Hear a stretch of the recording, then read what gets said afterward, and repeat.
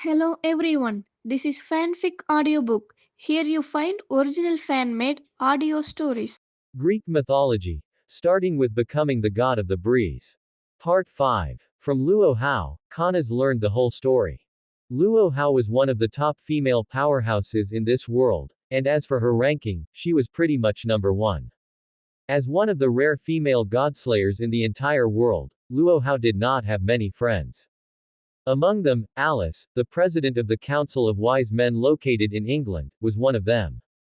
But unfortunately, after joining forces with the British Godslayer, the Black Prince, to seal the god of disobedience King Arthur, and defeating Guinevere, Alice, who was already plagued by illness, experienced an instant deterioration in her condition.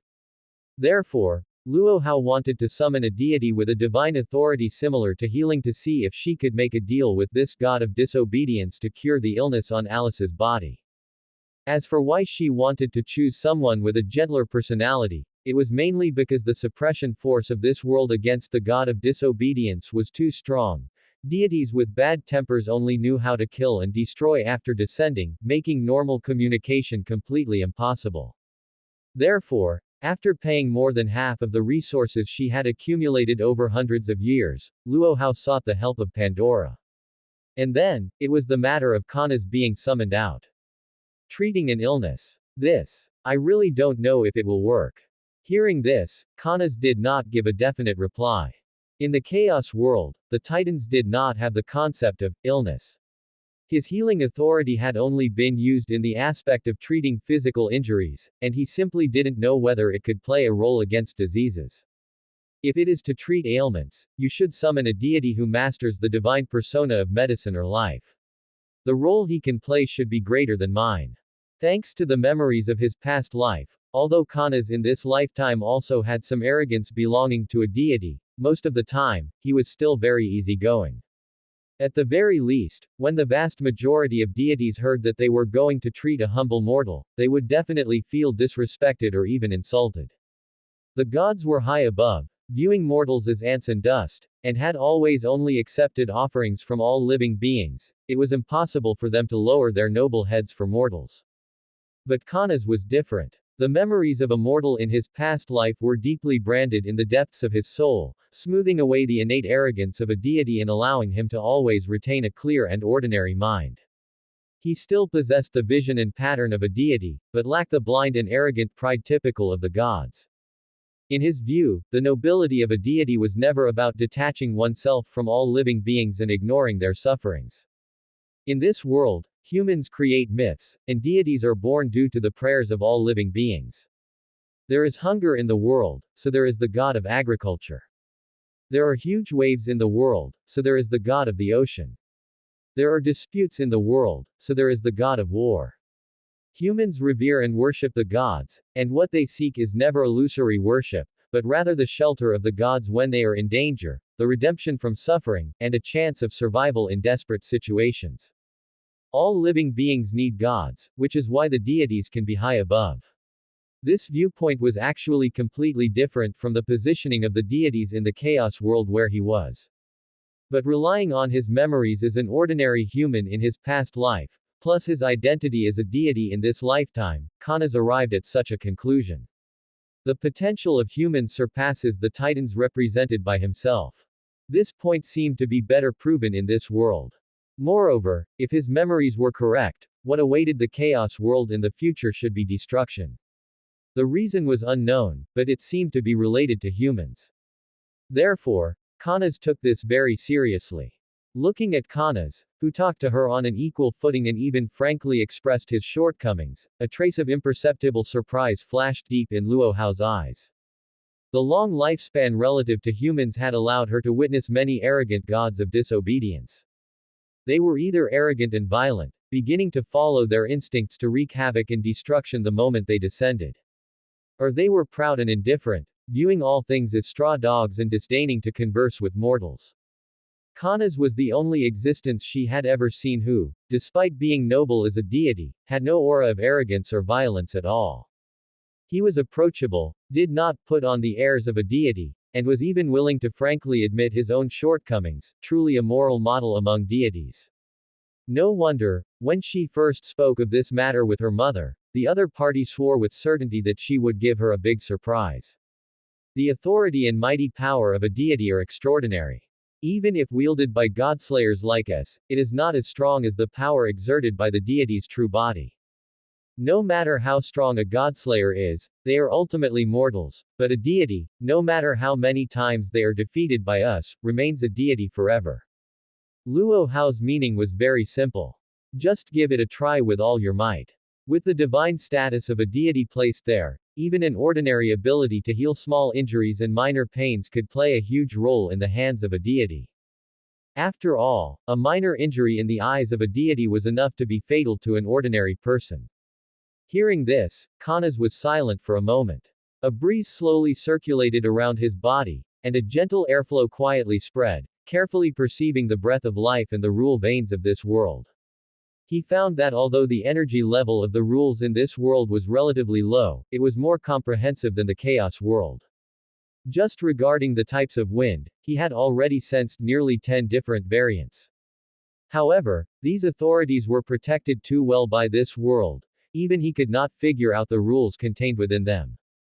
You must know that even with Kanas's memories from his past life, it was still very difficult to create something from scratch that was sufficient to make the chaos world cast its gaze down. Before creating the hurricane, he wanted to get his hands on the tsunami divine persona, but precisely because he could not figure out the principle, he created a semi-finished product like the waterspout. However, if he could stay for a longer time, Kanas was confident that he could bypass the world's own protection and secretly observe some of the knowledge contained within. So after a moment, he raised his eyes to look at Luo Hao in front of him and slowly spoke. I can give it a try. But I cannot give you an absolute promise. If it ultimately has no effect, I am also powerless, and you must not take your anger out on me. I still want to stay in this world for a while longer. Hearing Kanas agree, Luo Hao's long tensed shoulders quietly relaxed, and the worry condensed in the depths of her eyes dissipated slightly. Even though a godslayer could plunder the other party's authority by defeating deities, this ability could only be completed through the ring of usurpation, and the usurped authority was completely random. Organizing a summoning ritual required a long time to prepare, and Luo Hao was afraid that Alice could not wait until that time. Therefore, even though Kanas said he could not guarantee the result, this was already the best reply she could ask for. It is enough. Luo Hao nodded gently, her tone sincere and solemn. As long as there is a glimmer of hope, I cannot give up. Rest assured, I, Luo Hao, am definitely not an ungrateful person. Whether you can cure Alice or not, I guarantee that I will not beat you back into myth. And, if you can cure Alice, I will give you something you will definitely find useful as a reward. As her words fell, she raised her hand and waved it lightly. All the people surrounding them bowed and retreated, orderly hiding into the depths of the dense forest, completely clearing out the entire woodland area. Follow me. With that said, Luo Hao's toes lightly touched the ground, and her figure took the lead to rise into the air. Her light cyan Taoist robe stretched and fluttered in the long wind of the forest, her posture ethereal and dust-defying. Kanas quickly followed suit. The gentle wind airflow around his body lifted his torso, flying up into the air silently. The rule shackles of this world were too powerful, suppressing the operation of his divine persona, making it impossible for him to even do such a simple thing as transforming his body into a breeze. Therefore, he could only awkwardly manipulate his 4-meter-tall titan's body, stumbling along behind Luo Hao. Following Luo Hao into a Taoist temple, Kanas caught sight of his target for this trip at first glance. The woman appeared to be in her early 20s, with a head of brilliantly dazzling golden hair that was soft and fluffy, intertwined with a faint, pearlescent glow among the strands. Although it looked like a built-in special effect from a normal person's perspective, Kanas saw through the essence behind this phenomenon at a single glance. A phenomenon akin to a loss of magical power control. However, everything has two sides. Despite the loss of magical power control, judging purely from appearance, these radiances made her already fair and delicate facial features appear even gentler. She was dressed in simple and neat modern attire, wearing a clean, long white coat that was casual and elegant, paired with tall, sharp black boots. Beneath the coat was a slender, exquisite short knitted dress, with form-fitting leggings layered inside, making her outfit refreshing, capable, trendy, and unique. Such a worldly modern outfit was, to Kanas who had stood in the chaos divine realm for a millennium and looked at plain white robes and the exact same style of long dresses every day, nothing short of an ultimate visual feast. This vibrant, gentle, and poised living beauty washed away the heavy solemnity brought by a millennium of time as a deity for Kanas, causing him to feel relaxed and refreshed in mind and spirit. Beauty was likewise a form of enjoyment on the level of the soul. Almost the instant Kanas stepped into the Taoist temple, Alice, who had been resting with her eyes closed, suddenly opened them.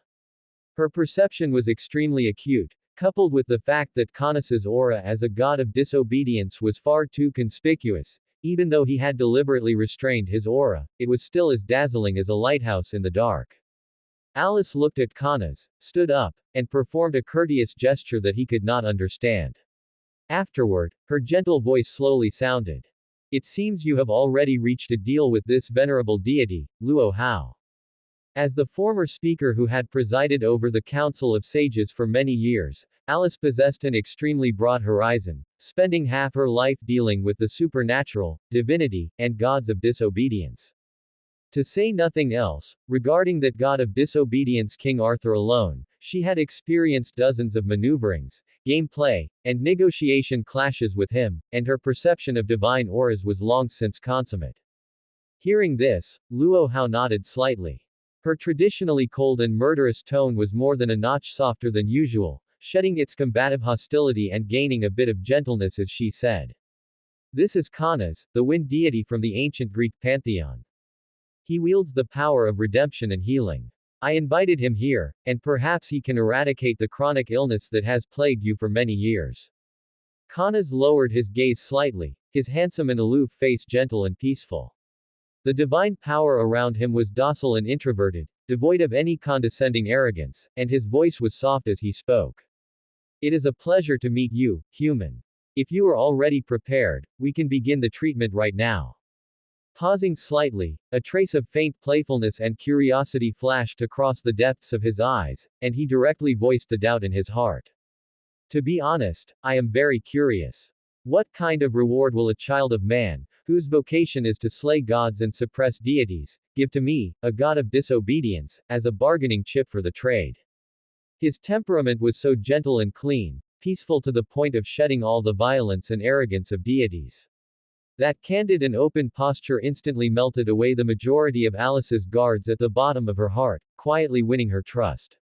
Hearing this, Alice smiled faintly, a trace of sly and secretive shimmer flashing between her brows and eyes, her tone soft yet carrying a hint of concealment. Hee, venerable Lord Deity, regarding this reward and gift, I do indeed know some information. It is just that I am very sorry, this matter is secret, and I cannot reveal it to you for the time being. That trace of a smile was extremely faint, fleeting, and hidden deeply, making it impossible for ordinary people to capture it all. But how perceptive Kanas was. Wielding wisdom, his perceptivity far surpassed deities of the same rank, so how could a mortal's subtle expression hide from his eyes? Before a deity, lies had nowhere to hide. Interesting. Kanas's curiosity was also piqued. He did not pursue Alice's concealment. On the contrary, he looked forward even more to what Luo Hao could actually give him as a gift.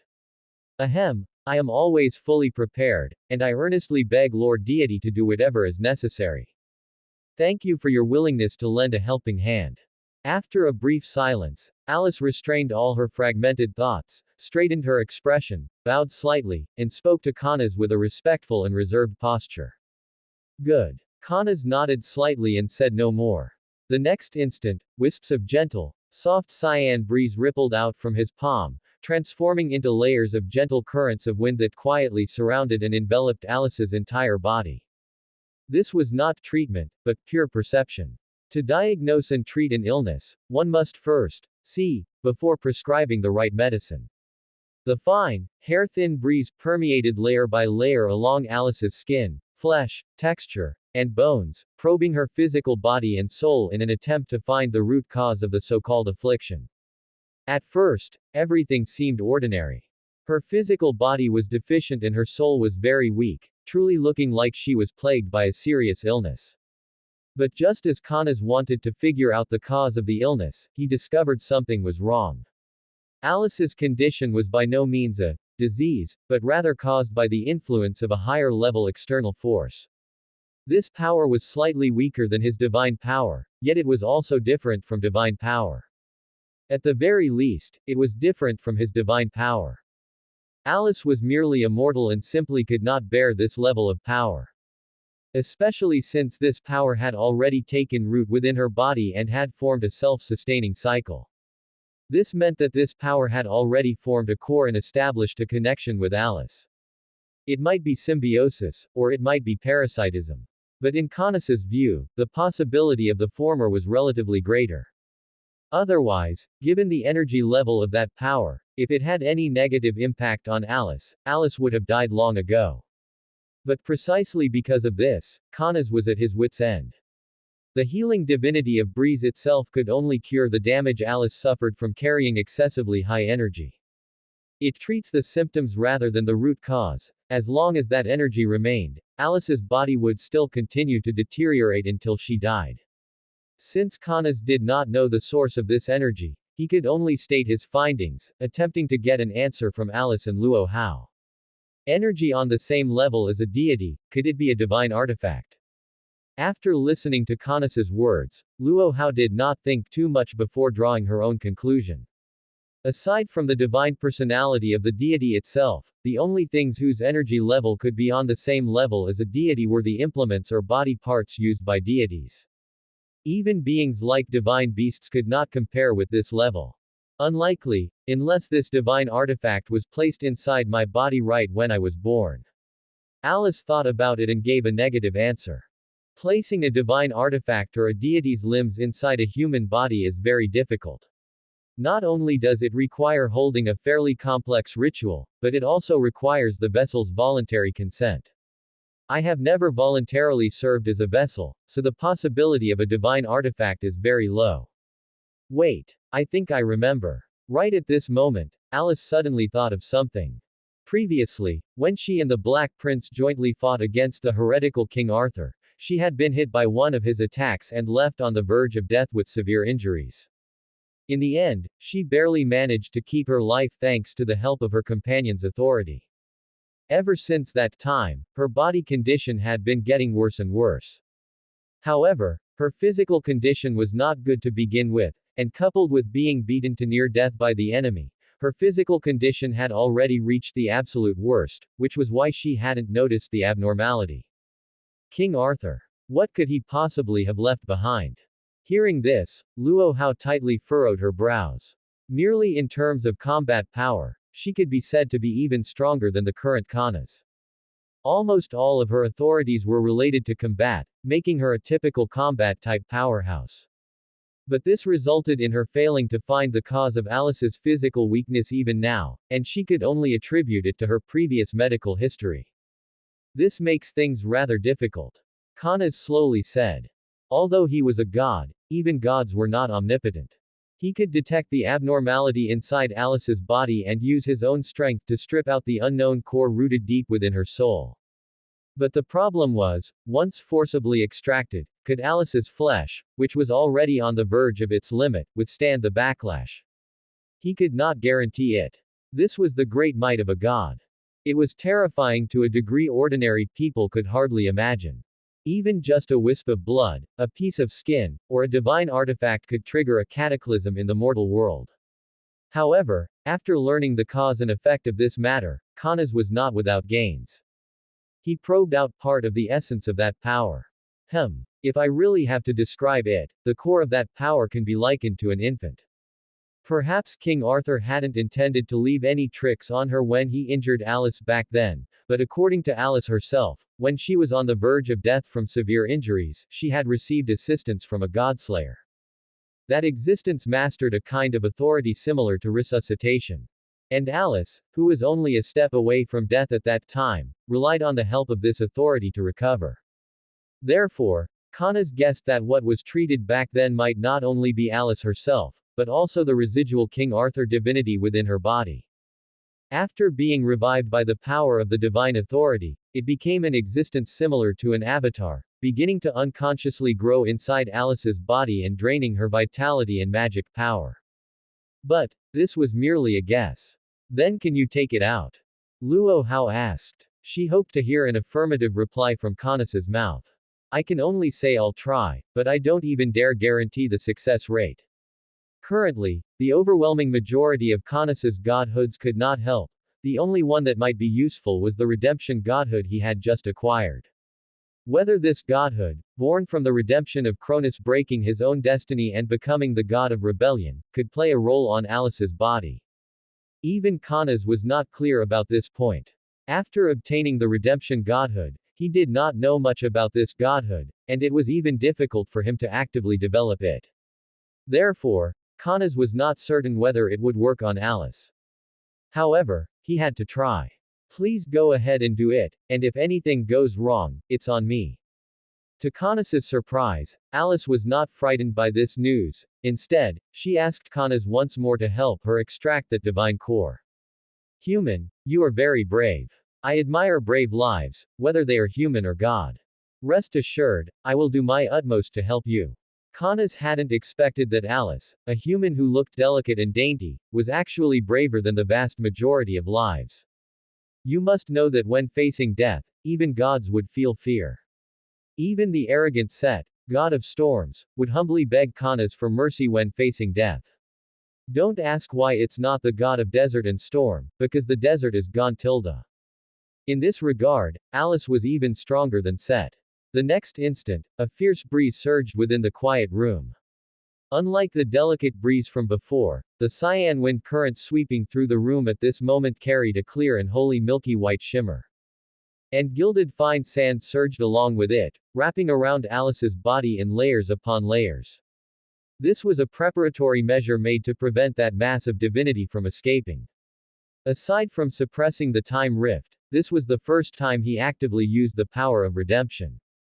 I saw specks of translucent white light slowly seep into Alice's body. Canis clearly perceived that a force was combing through and stripping away the divinity entrenched on Alice layer by layer. Strangely enough, this process did not bring any pain to Alice. She could even feel that trace of divinity inside her body being stripped out. Under the scouring of redemption's translucent white light, a wisp of golden divinity was slowly drifting out along the gaps in Alice's musculature. It's this simple. Seeing this scene, Luo Hao couldn't help but widen her eyes in surprise. It's this simple. Canis was also a bit surprised, as he hadn't expected the power of redemption to be so powerful. Or rather, the concept of redemption turned out to be so powerful. Since redemption could save Alice from the torment of that divinity, did this mean that he could save the entire chaos world from the torment of that spacetime rift? This train of thought directly unlocked Canis's subsequent development of the redemption godhood, possessing extremely high value. The great might of gods. After seeing this scene, a complex expression surfaced on Luo Hao's face. Just as mentioned before, the chasm between humans and gods was impossible to bridge. Humans are also a very excellent race, and I even see qualities far surpassing gods in you. Gods are born from the world and come into being upholding the world's rules. Although naturally noble, they are not truly powerful. In humans, I saw potential. It's just a pity that the humans in my world don't possess such high potential like you do, otherwise I wouldn't have been troubled there over selecting subordinate gods. Canis unreservedly expressed his fondness for the human race in his words. Perhaps there was the influence of memories from his past life, but more of it was the recognition of the abilities and potential of the human race. As expected of you, the gentle and loving Canis. Luo Hao smiled. This was the first time Canis had smiled since seeing her. Since you helped me cure Alice's illness, I must also keep my promise and offer the gift to you. This is a gift left for you by our Godslayer father, Epimetheus, a godhood that belongs exclusively to him. The one who knows afterward. Epimetheus. This name might not be very familiar to most people. But many people must have heard of his brother. That prophet who stole fire for humanity, Prometheus. Canis had met this deity once before, back when he was honing his combat skills in Tartarus. At that time, Prometheus was stationed in Tartarus as the son of Iapetus, a second-generation titan, one of the 12 titans. And Epimetheus was among them as well. However, compared to Prometheus, who symbolized the forethinker, Epimetheus's afterthinker divine authority appeared far more insipid. To be honest, this divine authority was of little real use, merely symbolizing negative concepts such as hindsight and foolishness. This doesn't seem to be of much use to me. I already possess wisdom, so the afterthinker divine authority should conflict with my attributes. Upon seeing the afterthinker divine authority produced by Luo Hao, Caunus's first reaction was to refuse it.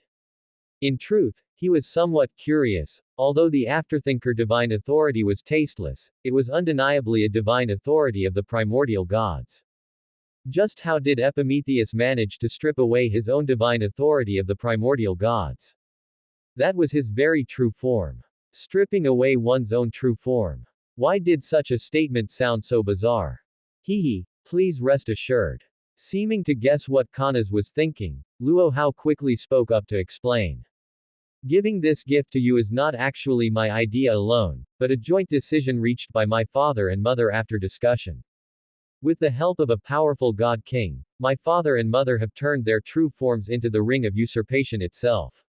Perhaps you don't know much about this item, but I can only tell you that the ring of usurpation is the only supreme divine artifact capable of stripping away a deity's divine authority once certain conditions are met.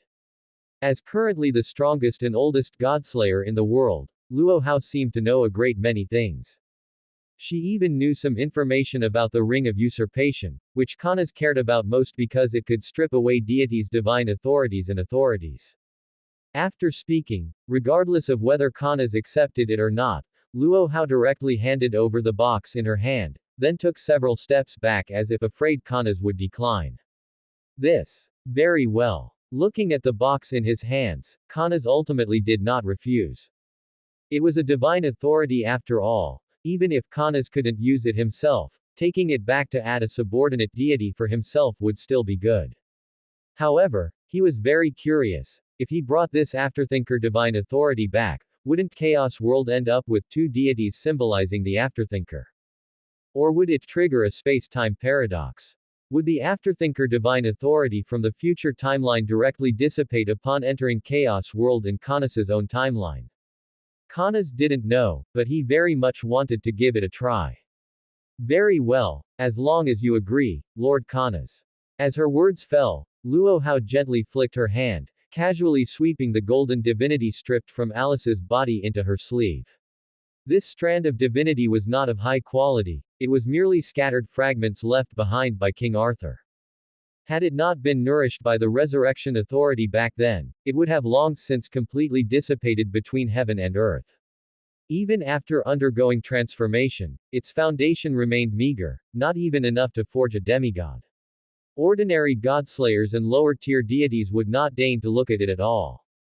Yet Luo Hao's action of storing it was extremely solemn, clearly harboring her own unique plans and uses for this seemingly useless strand of divinity. Having finished all this, she turned around, her cold gaze falling upon Caunus as her tone remained steady and serious. Now, please come with me. Is there something else? Caunus followed behind Luo Hao with some curiosity. He wanted to stay in this world for another few hundred to 1,000 years, waiting until he had analyzed and recorded most of the rules of this world so he could return to Chaos World and start his cheating divine life. Luo Hao walked with light steps, her cyan robes brushing against the bluestones of the corridor, slowly explaining the reason. Just now, I received an oracle from Mother. After you completely accept the afterthinker divine authority, I shall personally act to send you back into mythology. I am very sorry, but I must break my promise, Lord Caunus. As soon as these words were spoken, the air instantly stagnated. Fighting inside the Taoist temple would inevitably endanger the buildings and easily harm the innocent, so I want to take you, Lord Caunus, deep into the forest to conduct a battle. But Luo Hao acted as if she felt nothing, continuing to lead the way ahead on her own. Caunus stood quietly in place, gazing at that receding cyan-robed figure as complex emotions churned deep within his heart. He could tell that the other party was also very angry and helpless regarding her own breach of promise. Therefore, he did not intend to blame her. He was mainly curious, why must he return to mythology after accepting the afterthinker divine authority? And it was Pandora's order. Luo Hao had previously invited him to stay here for a while longer, and this matter must have also received Pandora's nod. Wait, could it be? Benefiting from his own wisdom divine authority, Kanas quickly thought of an extremely absurd yet highly probable possibility. Forget it. Kanas whispered softly in his heart, his gaze slowly returning to calmness from its original astonishment. As a dignified deity, could it be that I still need to rely on a human's permission to stay here? What a blasphemy! Although Kanas had a mild disposition, he likewise possessed the proud backbone and sharpness belonging to a deity. Furthermore, he was even more arrogant than ordinary deities. It was just that he himself had never known it.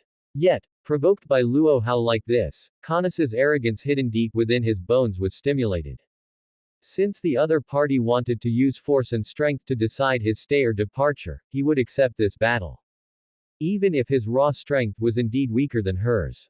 But the pride of being a deity made it impossible for him to perform a series of cowardly actions such as begging for mercy or avoiding battle.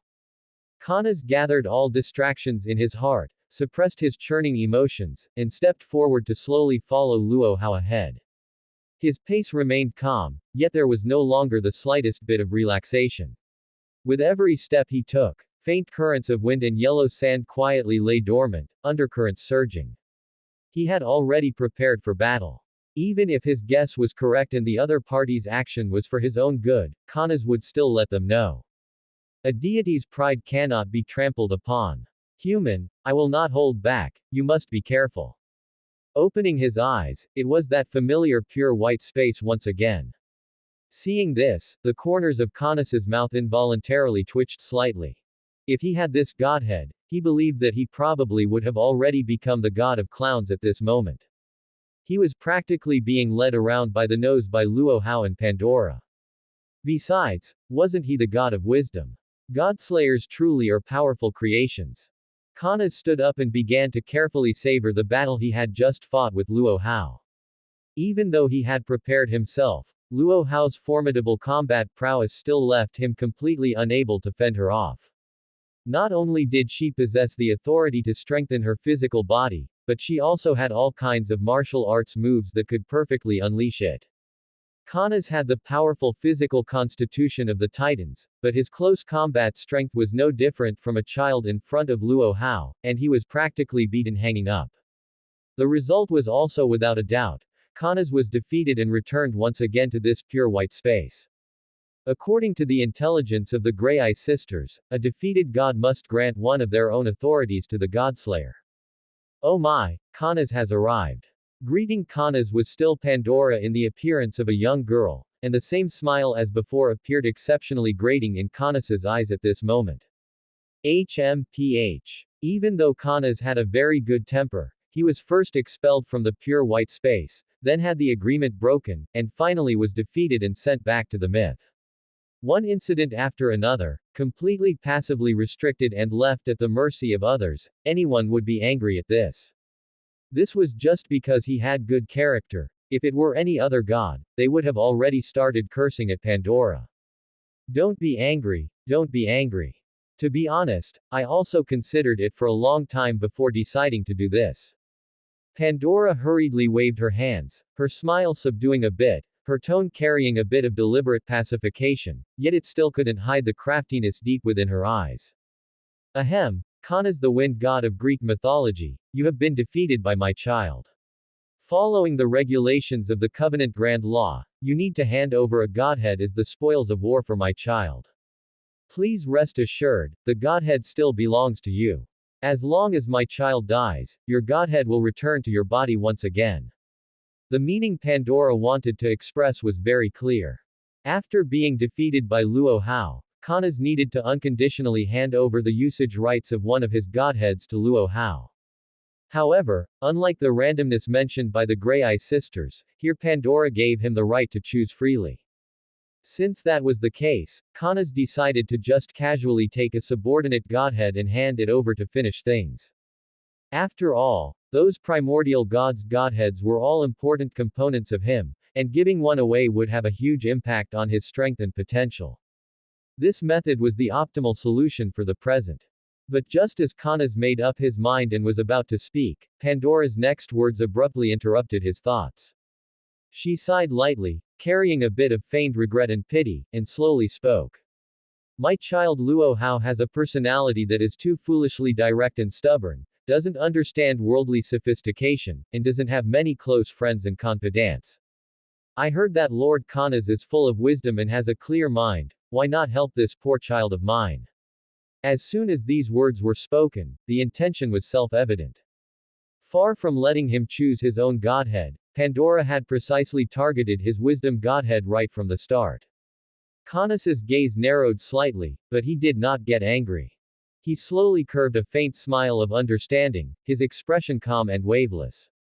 Just as expected. I was wondering how you could possibly hand over your husband's godhead so simply. It turns out you had a plan all along. He muttered softly to himself, a trace of clear insight flashing through the depths of his eyes. Thanks to the help of wisdom, as early as when Luo Hao gave him the godhead and intended to send him back to the myth with her own hands, Kanas had already guessed roughly 7 or 8/10 of it. Husband. What the hell do you mean by husband? Pandora, who was originally gentle, peaceful, and full of smiles, instantly became like a fluffed-up hajime whose tail was stepped on, her surrounding aura suddenly turbulent, her cheeks flushed with anger, baring her teeth at Kanas repeatedly, her speed of speech almost blurring together. Epimetheus and I are not a married couple at all. Completely not the kind of relationship you think. We are merely dual sources, our godhead domains overlap each other, and our authorities are the front and back of each other, two sides of the ring of usurpation, nothing more. Those mortal descendants are simply using humanity's shallow familial ethics to address us, which doesn't count at all. If we must define it accurately, we are purely colleagues. A colleague relationship. Nothing else.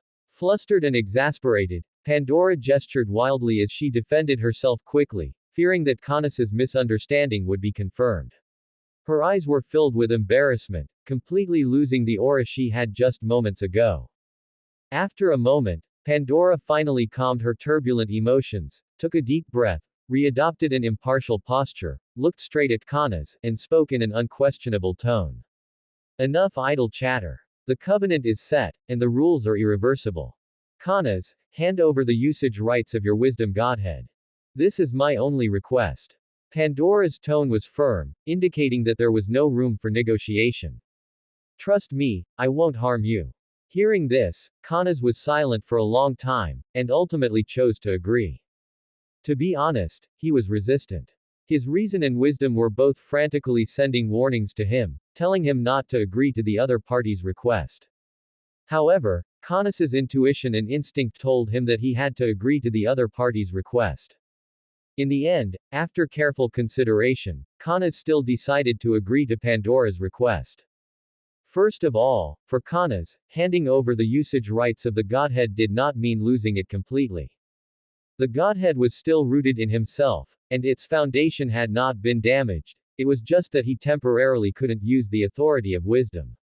Just as Kanas gave an affirmative reply, a crystal-clear godhead shimmering with thousands of radiances slowly emerged from within his body. This was the manifestation of the wisdom godhead.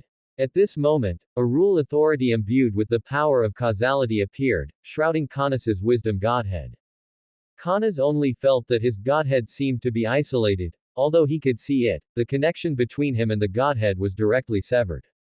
From then on, the power possessed by wisdom would be transformed into a certain materialized authority through the ring of usurpation, belonging to Luo Hao for her use until her death. Pandora looked at the formed causality contract, a trace of satisfied smile flashing in the depths of her eyes, and nodded gently. The contract is established, and the covenant is fulfilled. Trust me, losing wisdom is a good thing for you. As her voice fell, Pandora's figure gradually blurred, dissolving into the pure white void, leaving this space completely to Kanas. The vast pure white space returned to dead silence and peace once again. Kanas raised his eyes and looked at another archaic godhead quietly floating in the void. That was the complete post-knower godhead gifted to him. And it was a godhead that the other party believed was even more powerful than wisdom. Meanwhile, Luo Hao, far away in the mortal world, also felt a powerful force slowly injecting into her body. Is this the authority I obtained? So strong. After the power transmission was completed and she saw the information of her new authority, Luo Hao couldn't help slamming the table and laughing out loud. Martial sovereign godly eyes that break illusions. An authority usurped after the contemporary strongest godslayer, the martial king Luo Hao, killed Kanas, the wind god of Greek mythology. Activating this authority can develop one's brain to the ultimate limit, greatly enhancing one's thinking power, reaction power, analytical power, etc., during combat. It can easily achieve god-level counter moves, game reading, strategizing, etc. Abilities. 1. Martial wisdom unity. As a martial artist devoid of any wisdom, Luo Hao's wisdom can only be manifested in combat aspects. The power of wisdom will highly elevate her passive abilities such as combat intuition and instincts. 2. Omnipresent martial transparency. Wisdom grants Luo Hao the power of analysis, allowing her to see the essence of any martial arts, authority, or dharmic method, and granting her the power to learn and imitate. 3. Instantaneous pre-martial. Short-term prediction of the opponent's attack trajectory for 3 to 5 seconds, not foreseeing the future, but completing a battlefield deduction with ultimate wisdom, achieving the effect of striking first by striking last and breaking movement with stillness. Incantation. 1. Foolish thoughts return to silence, martial wisdom shines bright open. 2. I usurp the wisdom of antiquity, crowning the transparency of all martial arts. Ignorance is foolishness, clear wisdom is slaughter godly eyes that break illusions, suppress all laws. Remarks by an anonymous wind god. Wisdom is not used like this. Right now, in the pure white space, there was only Kanas. Obviously, this was left by Pandora for Kanas to absorb the hindsight godhood. Kanas did not rush to absorb it, instead simply sizing up the godhood first. Compared to the wisdom godhood, which radiated brilliant light, this hindsight godhood appeared much more archaic and unadorned. It had no dazzling radiance, its entire body was shrouded in a hazy gray-blue halo. Its color was dim and understated, devoid of light, like dust accumulated over endless ages. It was silent, heavy, and even carried a trace of death-like oppression, so unremarkable that it was extremely easy for people to overlook. To be honest, deep down in Kanas's heart, he didn't quite dare to absorb this godhood. Leaving aside the issue of the timeline for a moment. Even if this godhood came from after the timeline he was currently in. Let's focus mainly on the issue of the uniqueness of the primordial godhood. As everyone knows, in the chaos world, primordial gods possessed two characteristics. First, immortality. This point was an important reason ensuring that primordial gods would not die within this world. The second point was uniqueness. The chaos world could only have one wind god and one god of thunder. By the same token, there could only be one deity symbolizing hindsight. Therefore, Kanas did not intend to simply absorb this godhood. He planned to refer to the time he seized the desert godhood from Seth previously, and transform the hindsight godhood in his hands into another nature. However, the reason for transforming the desert godhood was due to incompatibility with the environment, whereas the reason for transforming the hindsight godhood was to avoid uniqueness. It was just a pity that wisdom was gone, otherwise, it could have provided Kanas with no small amount of help in deconstructing the hindsight godhood. Having decided his path, Kanas no longer hesitated and slowly closed his eyes. His divine power began to circulate at full force, and the godhoods within his body, except for wisdom, all began to shine brightly, intertwining and transforming into a dense, gentle barrier that steadily wrapped around the gray-blue godhood before him.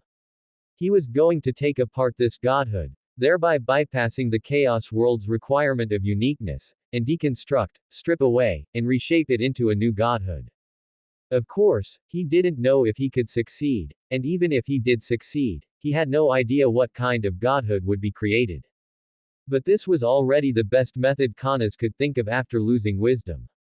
Within the pure white space, Canis's divine power fluctuations slowly spread out. A divine godhood modification sufficient to rewrite history and the future officially began. Using himself as the foundation and divine power as his hands, Canis began to dismantle the outermost basic rules of the hindsight godhood bit by bit. First, he needed to eliminate the divine brand that originally belonged to Epimetheus and strip away those messy, useless rules. Under Canis's meticulously refined divine sense disassembly, the originally dim and dead gray-blue godhood peeled off layer by layer and began to reorganize. Only at this moment did Canis discover that the hindsight godhood was not as tasteless and useless as he had thought. Hindsight was a conceptual godhood, and things generally associated with the word, concept, universally had their own overpowered aspects. It was the same for this one. Aside from symbolizing sluggishness, meaning hindsight in the sense of a Monday morning quarterback, hindsight could actually be considered a form of alternative omniscience. It could not do like the prophet, it could not make backward prophecies. However, it could understand forward. Perhaps saying it this way was a bit hard to understand. Then let's switch to a simpler way of saying it. That was, hindsight could allow Canis to understand all things prior to the timeline he was currently in. That's right, everything. The prophet could foresee all futures, and hindsight could also understand all pasts. This point might not have much use if placed on other titans, but placed on Canis, its usefulness was enormous. Moreover, apart from this point, hindsight was also a perfect auxiliary godhood of the post-battle summary type. If Canis became the god king in the future, the hindsight godhood could help him become a sufficiently excellent ruler.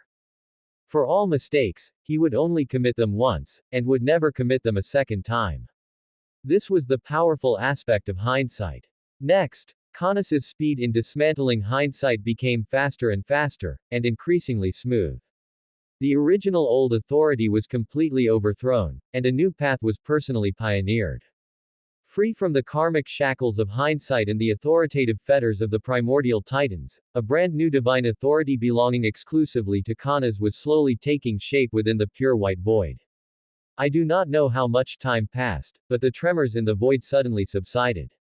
The original hindsight godhood completely dissolved and ceased to exist. Replacing it was a brand new godhood woven with pale cyan gray throughout, featuring unique patterns and a brand new aura. Retrospection. A brand new primordial godhood. However, unlike the creation process of ordinary deities, Canis's creation process was slightly profligate. It was basically dismantling a complete primordial godhood, then weeding out a portion he considered bad, and adding a little bit of things he considered good. Good news. It still retained hindsight's core ability to retrace history, and could even enhance Canis's logical thinking ability and contemplative power during the retrospection process. Bad news. It only conducted retrospection on people or objects connected to Canis. Who? Canis opened his eyes, a clear and brilliant light flashing across the depths of his eyes. Let me take a look at the ability of retrospection. Upon sensing the retrospection godhood within his body, Canis immediately intended to use it on himself. As it happened, he had a question that required this godhood to help him with. How on earth was that memory of him entering the pure white space last time deliberately forgotten? With a thought from Canis, the power of retrospection enveloped his entire body, and wisps of cyan-gray divine radiance intertwined around his soul, tracing back along the timeline and following the veins of memory in reverse retrospection, reaching directly into that deliberately severed past. The next instant, an incomparably clear image suddenly broke through the fog, revealing all secrets. The truth was shockingly unveiled. The real culprit who erased and sealed away his critical memory was the wisdom godhood within his body. Within the image, time froze at the moment he last returned to the chaos world. At that time, he had just broken away from the pure white space, returning to the heaven and earth of chaos carrying secret experiences and knowledge. At that time, his memory was still complete. But the instant he stepped into the rule barriers of the chaos world, the wisdom godhood inside his body quietly awakened. As the symbol of wisdom, the wisdom godhood deemed that memory in Canis's mind to be too dangerous and involved far too much karma, so it actively initiated a protection mechanism. In order not to let Kana's notice, it even mobilized a trace of power belonging exclusively to the chaos world itself.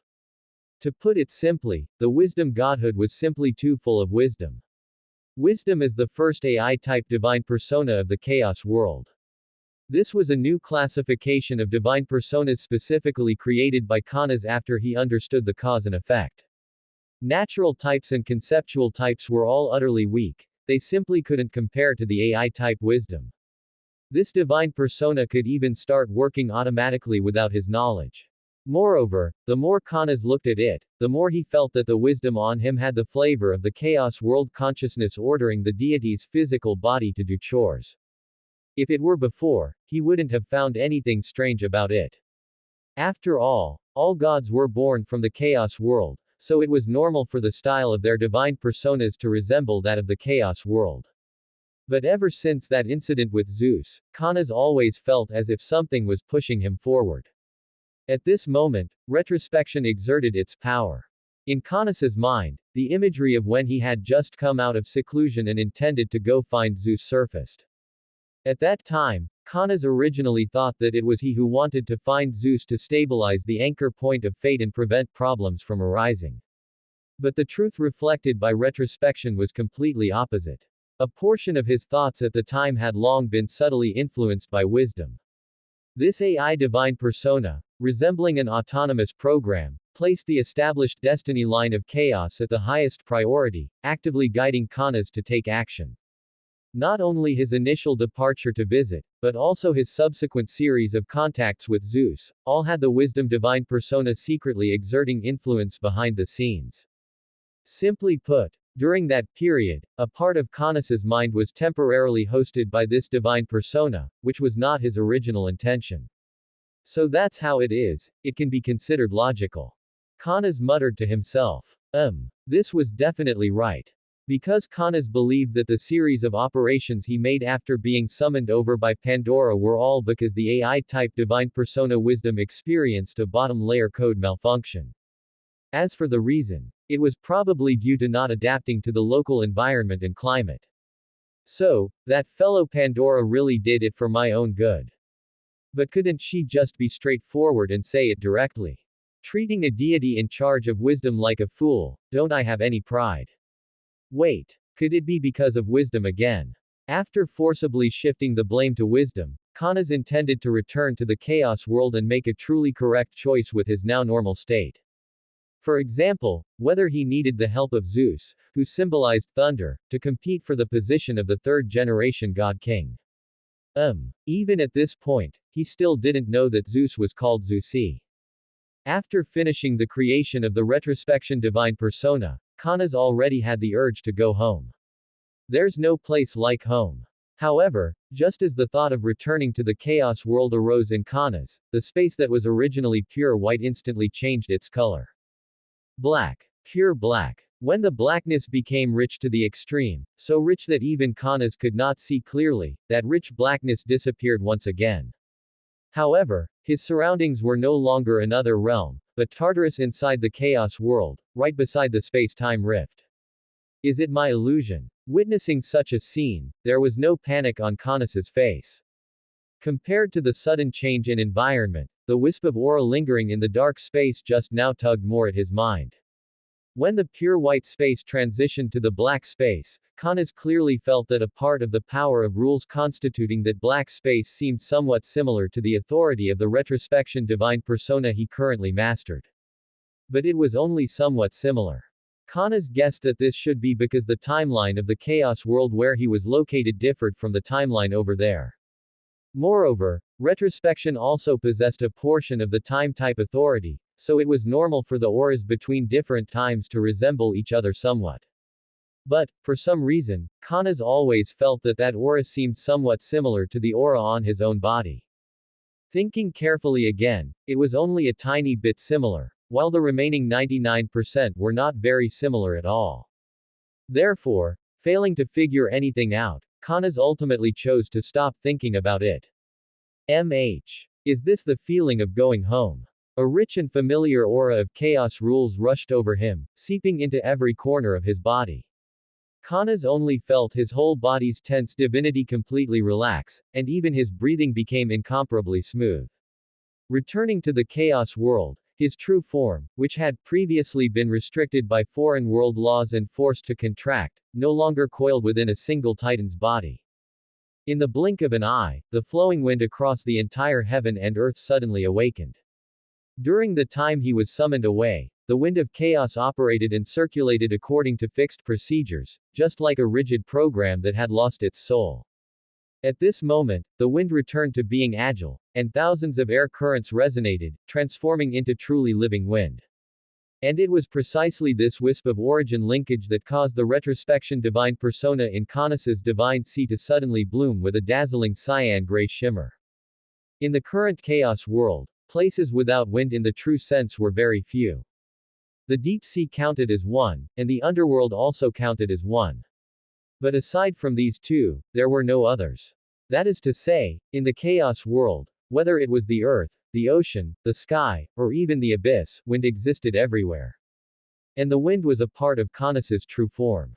In other words, almost every inch of chaos's territory had an intersection with Caunus's true form. At this moment, Caunus instantly realized that the upper limit of the retrospection divine persona seemed to have been directly raised to an unimaginable level, supervising the entire chaos world. After figuring this out, Caunus immediately associated it with the so-called Sky Eye system from his memories of his past life. But from the perspective of their nature, the Sky Eye system was very similar to his combination of retrospection plus wind. Wherever there was wind, secrets had nowhere to hide before Caunus. If he could truly become the third-generation God King in the future, then the retrospection divine persona would be his best sharp weapon used to maintain his rule.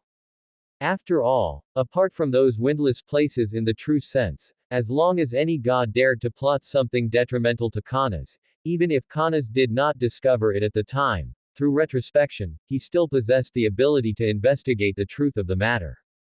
To put it simply, retrospection plus wind provided Caunus with an omnidirectional monitoring system capable of unlimited retrospection time.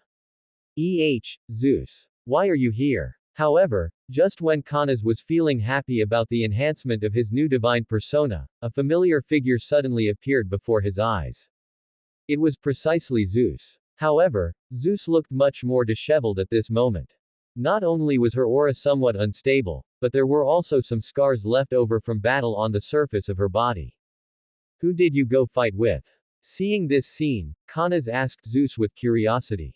Unexpectedly, however, Zeus merely glanced at her faintly and did not directly answer her question, instead emphasizing her own name.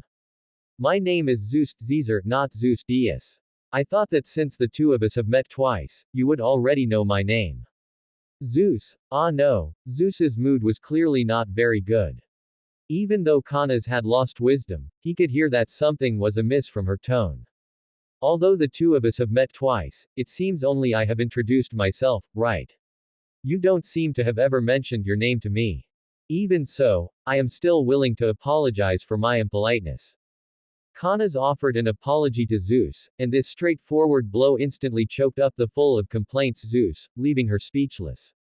After Caunus was summoned away by Pandora, Zeus transformed into lightning, arrived around the spacetime rift, and intended to follow him across to protect Caunus. As a result, right after stepping across the spacetime rift, she was severely beaten up by a super little midget with a head of super ugly purple hair. To think that she, the dignified god of thunder, an existence of greater divine power rank, had actually been beaten up by a little short ugly woman whose height wasn't even 2 meters. After finally escaping from that space and returning to the chaos world, she saw that her protection target, Caunus, was standing in place with a look of utter contentment, as if it wasn't he who had been summoned over, but she, Zeus. What made her even angrier was that this fool Caunus could even remember her name wrong. Zeus, this is obviously a male god's name. And she was a legitimate goddess. It was all of the above combined that caused Zeus's attitude towards Caunus to change. To put it simply, she was pissed off by Caunus, this utterly clueless straight man.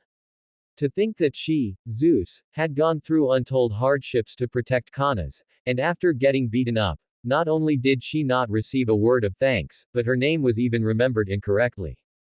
Seriously, anyone in this position would be angry. But perhaps because of losing wisdom, Caunus's once proud emotional intelligence, which had coaxed Gaia into repeatedly calling him, good boy, had also been largely drained away. He completely failed to see through that the root cause of Zeus's anger was himself, merely dismissing it as the normal low spirits of this arrogant thunder goddess whose pride had suffered a setback after a disastrous defeat to someone else.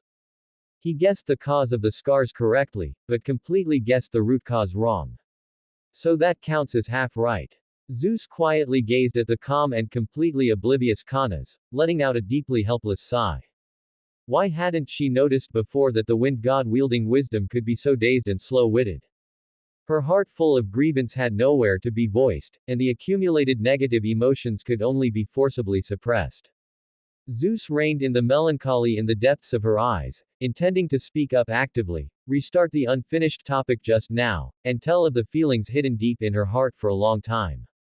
You. Her lips parted slightly, and as her voice fell, a gentle, eager, and familiar fluctuation of divine power suddenly pierced through the void, abruptly interrupting Zeus's words. Caunus. A mature and voluptuous female figure broke through space, instantly landing before him. A warm embrace tightly hugged Caunus in an instant, carrying the panic of recovering something lost and the ultimate doting affection. It was none else than the Earth Mother, Gaia. From the very moment Caunus's aura completely vanished out of thin air from the chaos world, Gaia had fallen into panic and anxiety. She no longer cared about the so-called matters of the third-generation God-King, and began searching throughout the earth, the oceans, the sky, the abyss, and even the underworld. Treading across every inch of chaos's territory, yet she could never find the slightest trace of Caunus. Recovering him now, the truly warm body in her embrace and the familiar aura completely settled Gaia's heart that had been hanging for a long time, her brows and eyes filled with heartache and lingering tenderness. Feeling the rich and warm maternal aura in his embrace, and touching that familiar, tolerant, and gentle tactile sensation, Caunus's long-tensed mind instantly and completely softened. Mother. Caunus murmured softly, his tone carrying a rare relaxation and reliance. At the same time, another figure also appeared. The god of the east wind, Euros. His strength was weaker, so his speed in arriving at the space-time rift was much slower than Gaia's. Euros was a male god with a slightly shy personality. Hurrying over at this moment, his face likewise wrapped in hard-to-conceal worry, his gaze fell upon Caunus at the very first instant, and his hanging heart quietly dropped. He did not walk forward to hug Caunus like Gaia did, merely standing not far away, looking on quietly like that. Just as all three of them were enjoying this warmth of reunion, the rules of the chaos world trembled quietly, and deep within the world's origin, three brand new godheads were slowly gestating and emerging. Maternal love, paternal love, familial affection. Among them, the maternal love godhead belonged to Gaia. This godhead was born from her selfless heart of protecting her child, carrying the world's purest, most inclusive, and most unrequited maternal concept, symbolizing a mother's selfless and great love for her child, and was a powerful familial affection divinity. As for the paternal love godhead, it belonged to the east wind god Euros. It originated from his introverted, profound, heavy, and silent protection and care. It was not as obvious as maternal love, but it was long-lasting and enduring, representing a silent, heavy paternal love and protection. The final familial affection godhead belonged to Caunus. This godhead was the most special. It was not gestated through a single godhead, but perfectly integrated the gentle blessing of maternal love and the heavy protection of paternal love, inheriting all the bloodline warmth of both parents, and was a comprehensive godhead born after the fusion and sublimation of their authorities. One mother, one father, one son, the three godheads resonated with each other and formed a closed loop, making up for the familial affection currently most lacking in the chaos world. Warm red, soft cyan, and clear white, the tricolored divine shimmers flowed and intertwined around the three of them, gently illuminating the darkness of Tartarus. Standing to the side, Zeus looked at the heartwarming scene before her, her expression inevitably somewhat complicated. If it were ordinary times, she would at most look on coldly or say a couple of sarcastic remarks. But now it was different. For Kanas, she had not only ended up covered in scars, but even her mood was somewhat melancholic. Under this state, Zeus couldn't help thinking of her own father, the second-generation god King Cronus. Why didn't she have a father like Euros who loved his children? Thinking of this, Zeus silently clenched her palms, her emotions fluctuating violently, flashing with fine, shimmering fragments of lightning, as the soreness deep in her heart gushed out. Deep within Tartarus, gentle and affectionate, three newly born divine sparks slowly revolved. The cold thunder stood not far away, her whole body's wounds aching faintly, but compared to the physical injuries, the surging bitterness in the depths of her heart was the root cause that truly threw Zeus's thoughts into turmoil. Zeus admitted that she was a bit jealous. Prior to this, she had never felt how wretched her own situation was. Her father was cruel and tyrannical, wanting to swallow her up from the very beginning of her birth, entirely devoid of any familial affection, leaving only icy cold malice. Yet looking across the vast heavens of chaos, the gods who could truly enjoy complete paternal and maternal love were few and far between to begin with. The two words, familial affection, had always been the most extravagant and scarce things in the chaos world. For a long time, Zeus had long since grown accustomed to it. She never envied other gods. At most, when occasionally encountering those gods with blood-relative bonds, she would subconsciously distance herself a bit, avoid interaction, keep her heart from stirring, guard herself, and forge ahead step by step. Yet today, the appearance of the three, Gaia, Euros, and Kanas, completely shattered the peace deep within her heart. Although Gaia and Euros were not very familiar with each other, their feelings for Kanas were not false. The two of them loved Kanas. And Kanas loved them back. This love had even moved the world consciousness of the chaos world, causing it to specially nurture three divine sparks for the sake of this love. Gaia, who valued power, was willing to give up the selection matters of the third-generation god king for Kanas. The weak Euros was also willing to give up everything of his own for Kanas, silently guarding the other party. And Kanas likewise responded to their love with his own actions. What on earth was love?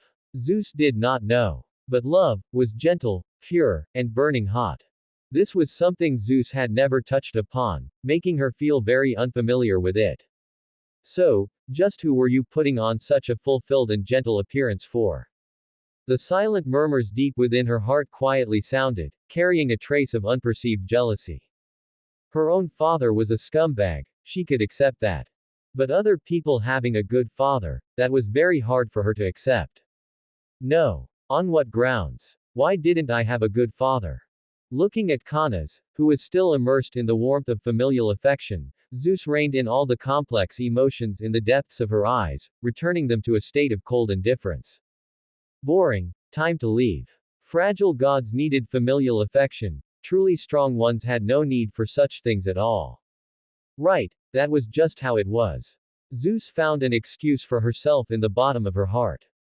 The next second, a faint flash of thunder occurred, and Zeus's figure vanished. Yet even she herself did not know whether her departure this time was because she couldn't stand Kanos's childish appearance of enjoying familial affection, or because she was already blushing with anger and about to be unable to suppress the emotions in her heart. Zeus's disappearance also successfully drew Kanos's attention. Leaving just like that? Forget it, I'll go look for her again after some time passes. Kanas thought silently in his heart. Until Zeus's aura completely dissipated and vanished, Kanas and Gaia, who had been immersed in the warmth, slowly snapped back to their senses. As for Euros, his relationship with Gaia was not very good, so he merely stood not far away, watching Kanas with a pair of eyes brimming with paternal love. Gaia gently raised her hand and stroked Kanas's cheek lightly, her brows and eyes filled with pampering fondness. Let's go, back to Karst Island. Kanas nodded gently, bidding farewell to Tartarus. Accompanied by Gaia and Euros, he flew in the direction of Karst Island.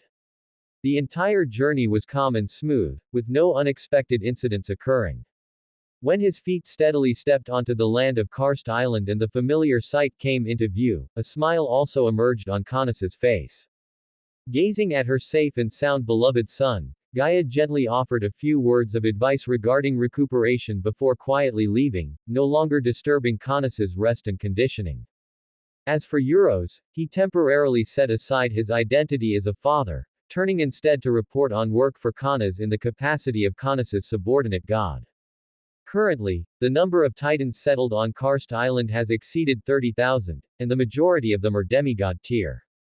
As for the golden humans, their numbers are even greater, having multiplied to a population of over 100,000. Judging by the current numbers, we have already reached the minimum requirement for forming an army under a supreme god's command. I wonder.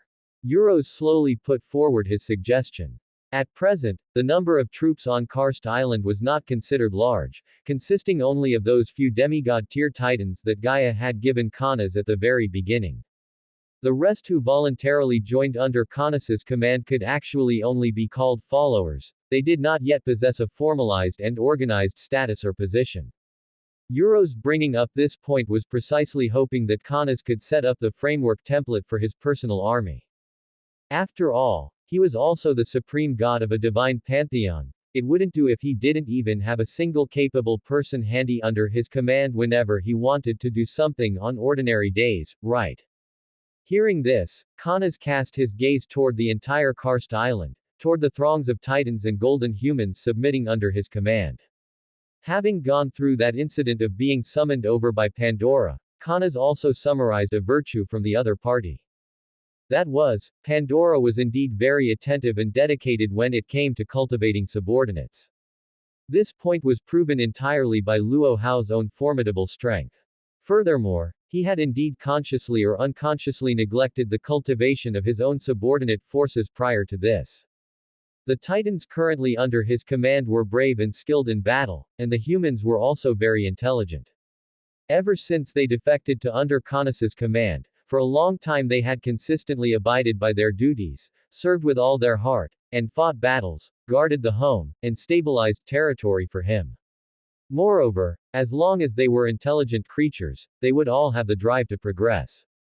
If horses were solely made to run without allowing them to eat grass, then the people under one's command would inevitably grow lax in their hearts, and their work efficiency would also drop considerably.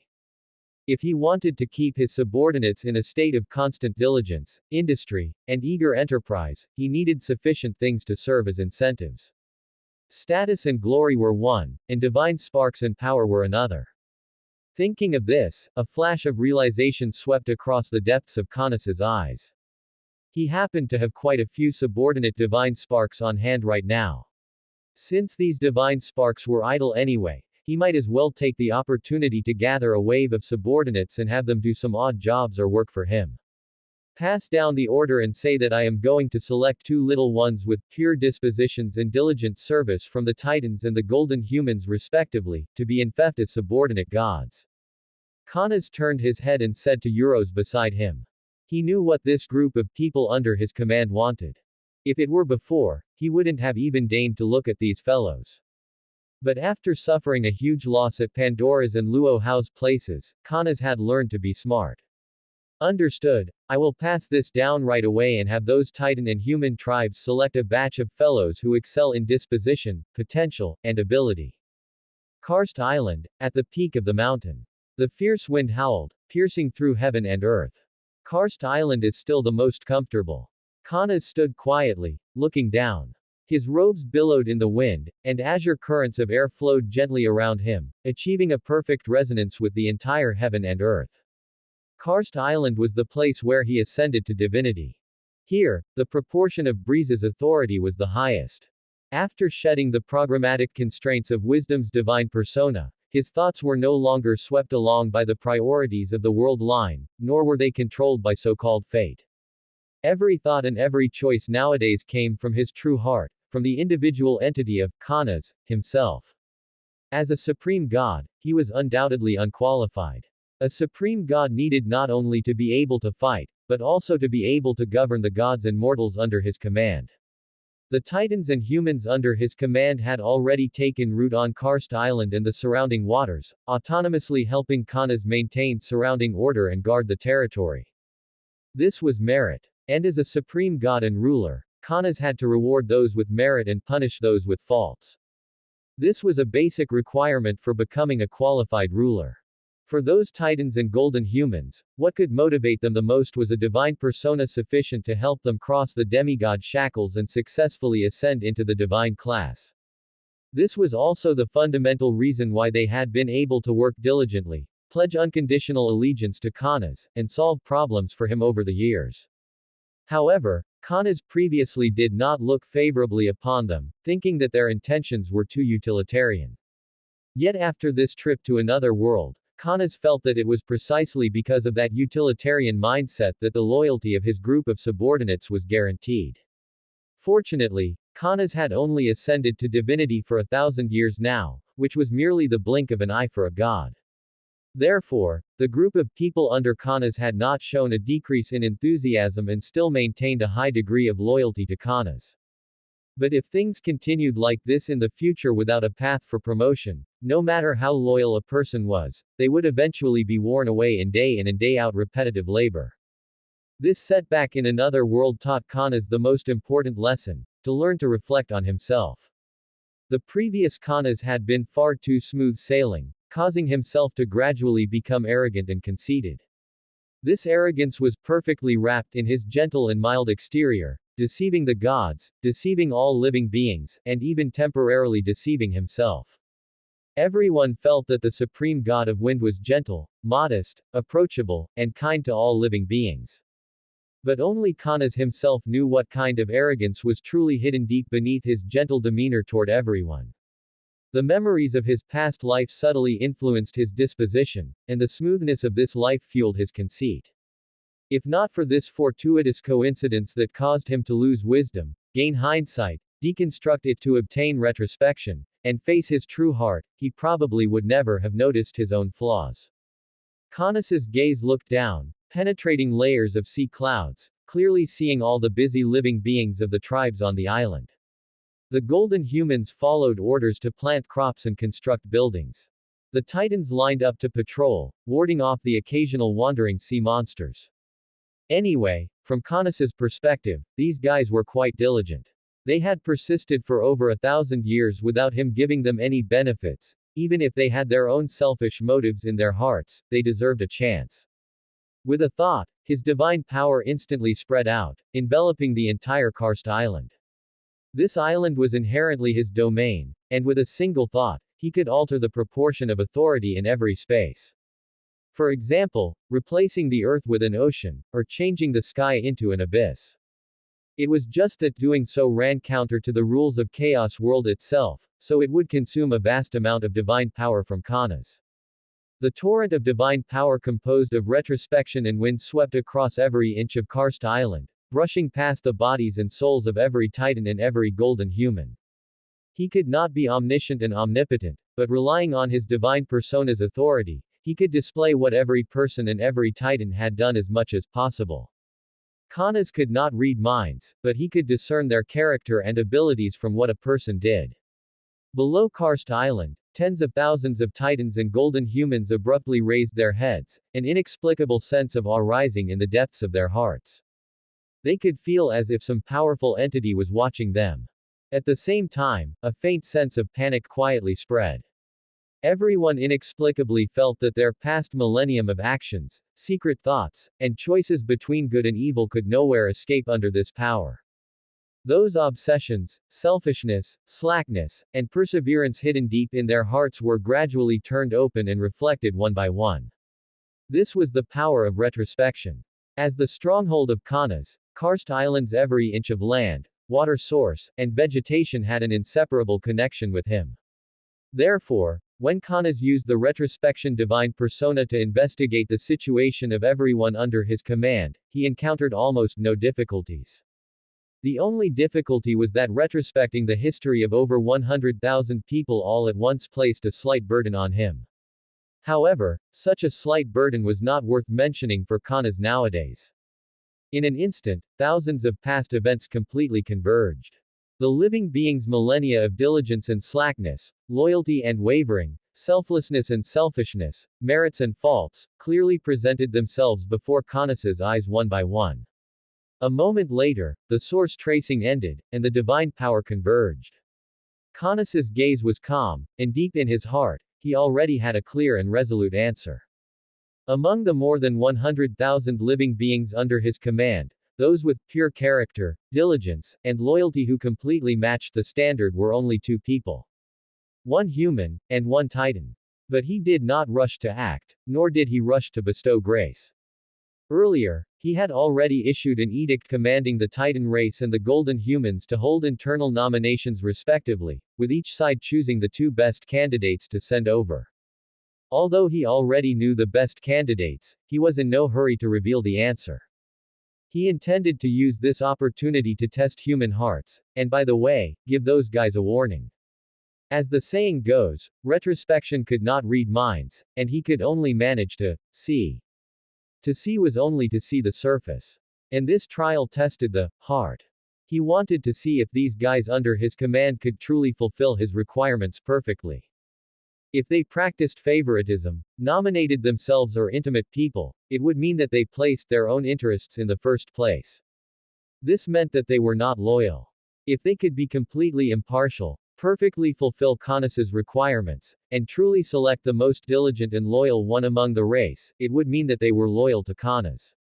Although he lost wisdom, Caunus found that he was the one who had truly gained wisdom at this moment. At the very least, he would never have had such an idea in the past. He would not have wanted to become a qualified supreme god. Nor would he have learned to recognize and employ people like humans do. In his past view, his own great power was enough to stabilize everything. He himself was the god of wisdom. How could anyone be smarter than the god of wisdom? But now, he only felt how foolish his past self was. Therefore, this nomination was both an opportunity for the people under his command and a test for himself. He waited. Waiting for their choice. After Caunus's will was conveyed, a violent undercurrent surged through the originally orderly karst island. Caunus was their main deity. And the oracle of the main deity symbolized supreme authority. No one dared to disobey.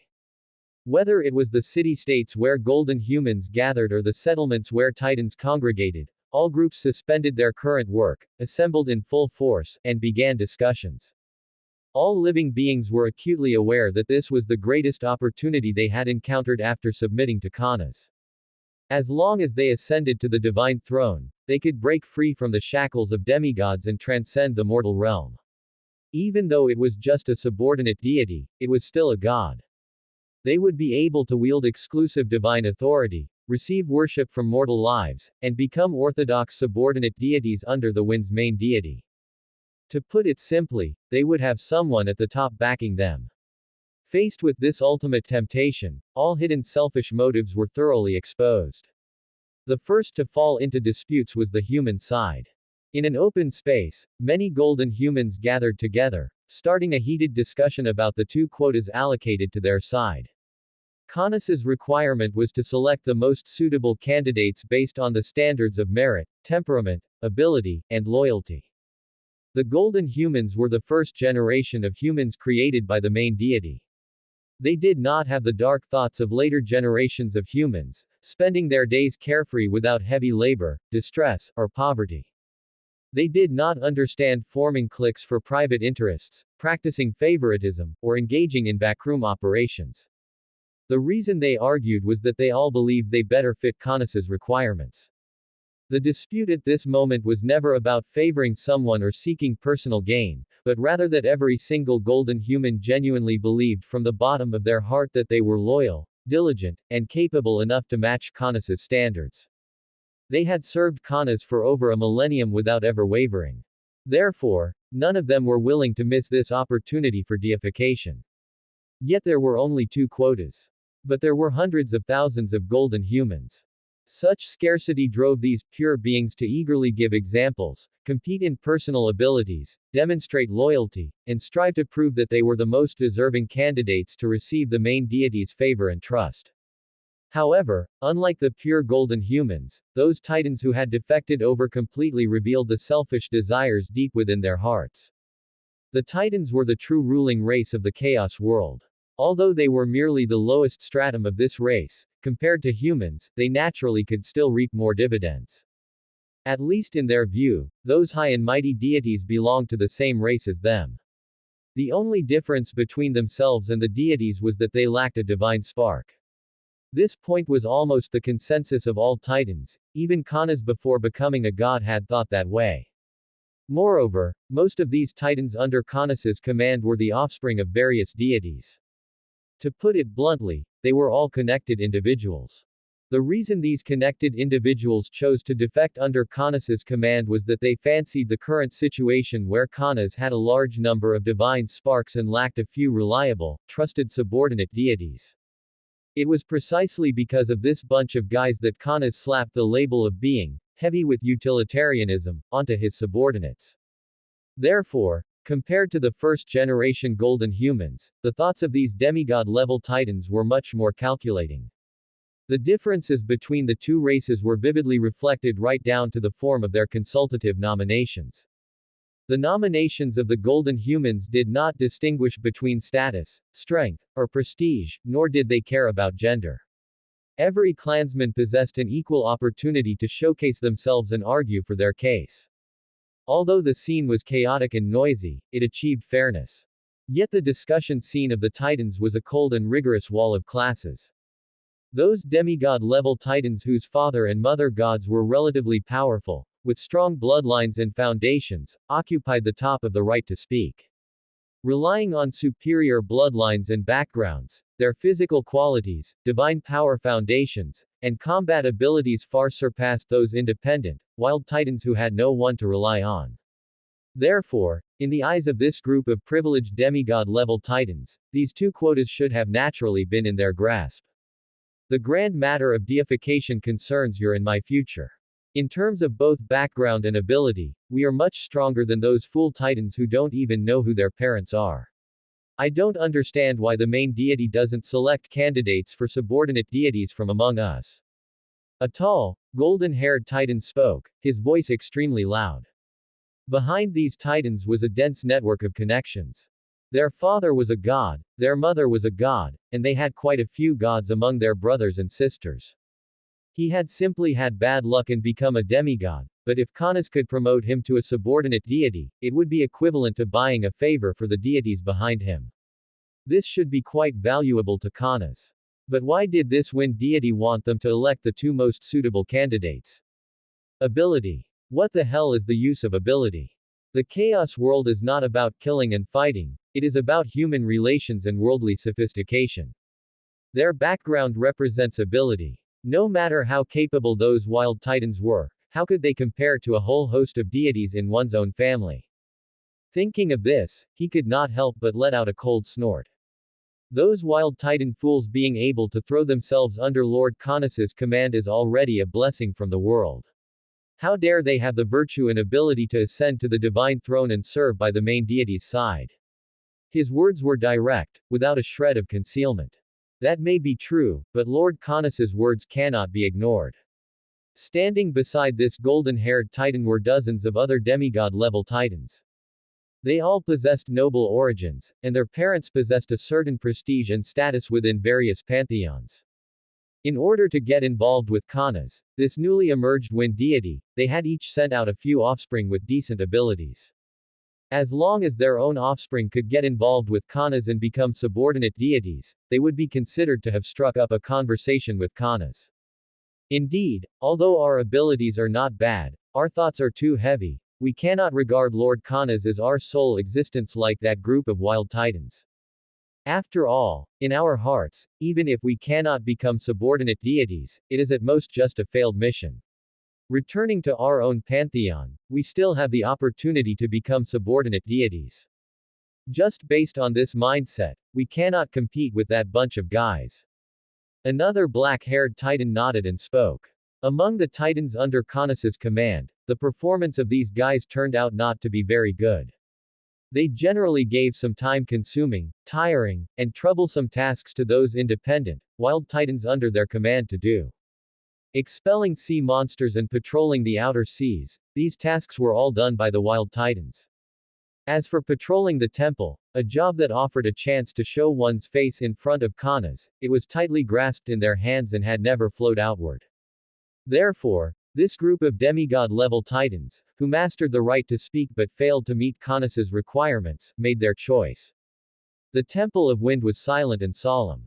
The white marble grand hall spanned across the sky, towering and magnificent, with tens of thousands of cyan wind flurries lingering around the pillars inside the hall, flowing slowly and ceaselessly since antiquity.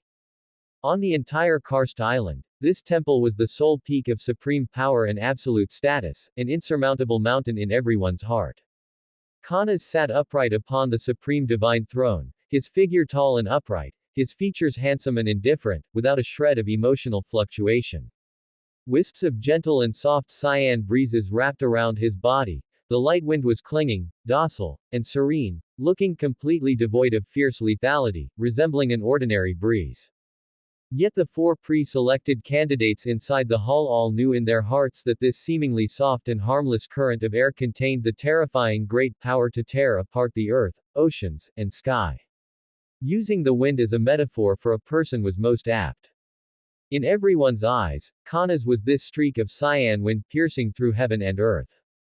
On the exterior, he looked warm, gentle, and approachable, but on the inside, he concealed the vast majesty of a supreme God overlooking all living things, causing people to feel awe from the bottom of their hearts and not dare to commit the slightest transgression. That pair of clear and transparent eyes, which seemed able to pierce through the falsehoods of time and see through everything, fell quietly upon the four figures standing in the center of the hall, carrying a trace of faint scrutiny and playfulness. Oh, are these the suitable candidates they selected? The light and shallow voice spread calmly, precisely echoing in every corner of the spacious and vast temple, clearly falling into the ears of the four. The four figures simultaneously felt a chill in their hearts, their nerves suddenly tightening, subconsciously holding their breath, and even forcibly suppressing the burning expectations in the depths of their hearts by a few notches. At this moment, they were standing straight in the center of the hall, with upright postures and respectful demeanor, not daring to commit the slightest discourtesy. This was their first audience with Caunus, and they did not want to miss this precious opportunity because of their own discourtesy. Yes. According to your request, the Golden Humans and the Titans each recommended two of their clansmen for an audience. Zephyrus stood to the side, lowering his head, reporting to Caunus and speaking. This matter originally belonged to Euros, but that group of Golden Humans was simply too dawdling when selecting pre-selected candidates, leaving Euros, who was tied down by various matters, with no choice but to hand this task over to the god of West Wind, Zephyrus. Viewed purely from the result, Zephyrus had indeed completed the task. But in Caunus's heart, the result of this recommendation had only barely reached a passing grade. Among the four, only one met the requirements, that golden human whom he had taken a fancy to earlier. Actually, strictly speaking, those two pre-selected candidates from the Golden Humans were actually chosen by Caunus himself. Those over 100,000 Golden Humans had argued for several years without coming to a result. Therefore, they gave up internal selection and completely handed the final right of choice back to the Supreme God sitting upright in the Temple of Wind, the most impartial master of this heaven and earth, leaving it to the wind that pierced heaven and earth and discerned everything to judge personally. This was the ultimate limit of what this group of Golden Humans could do, and it was also their most unreserved trust and submission toward Caunus. Consequently, all of the dissatisfaction in Caunus's heart fell upon the Titan faction under his command. The Titans were the ancient race born first in the Chaos world. Yet endless ages of alternation and the solidified, strict class system had long since completely corrupted the true hearts of this group of bottom-tier Titans. Selfish desires overrode loyalty, and benefits overshadowed achievements. The two pre-selected candidates they recommended were indeed not lacking in ability and talent, and the strength and status of the deities they represented behind them were also decent. But Caunus simply couldn't stand the utilitarianism of these Titans. Heavy utilitarianism meant that they liked to take shortcuts when doing things.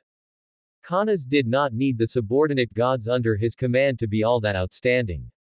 After all, with their strength, they couldn't help him resolve any major matters, at most handling some trivial things. Could he possibly expect subordinate gods to help him win a divine war? That truly was a whimsical fantasy.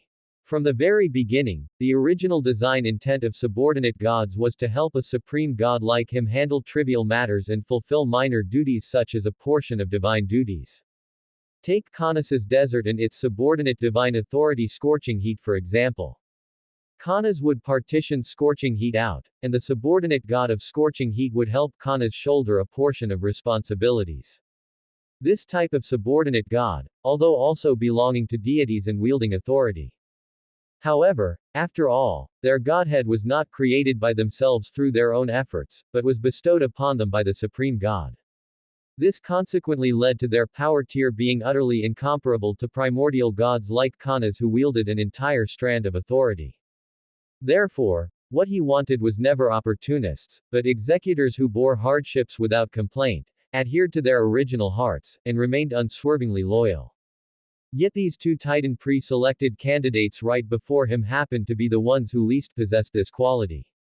Inside the temple, the long wind slightly condensed, and the pressure gradually deepened.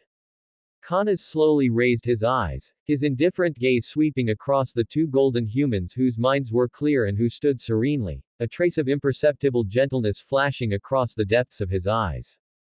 Enemy, Saros, the two of you have been diligent and conscientious for a millennium, managing most of the land on the entire karst island in an orderly fashion. Although you are not skilled in combat, I have seen your loyalty and abilities with my own eyes. The wind is my eyes and ears, I know when you work hard and when you rack your brains for Karst Island. Caunus's voice sounded, carrying satisfaction and appreciation. The two human figures standing below were a man and a woman.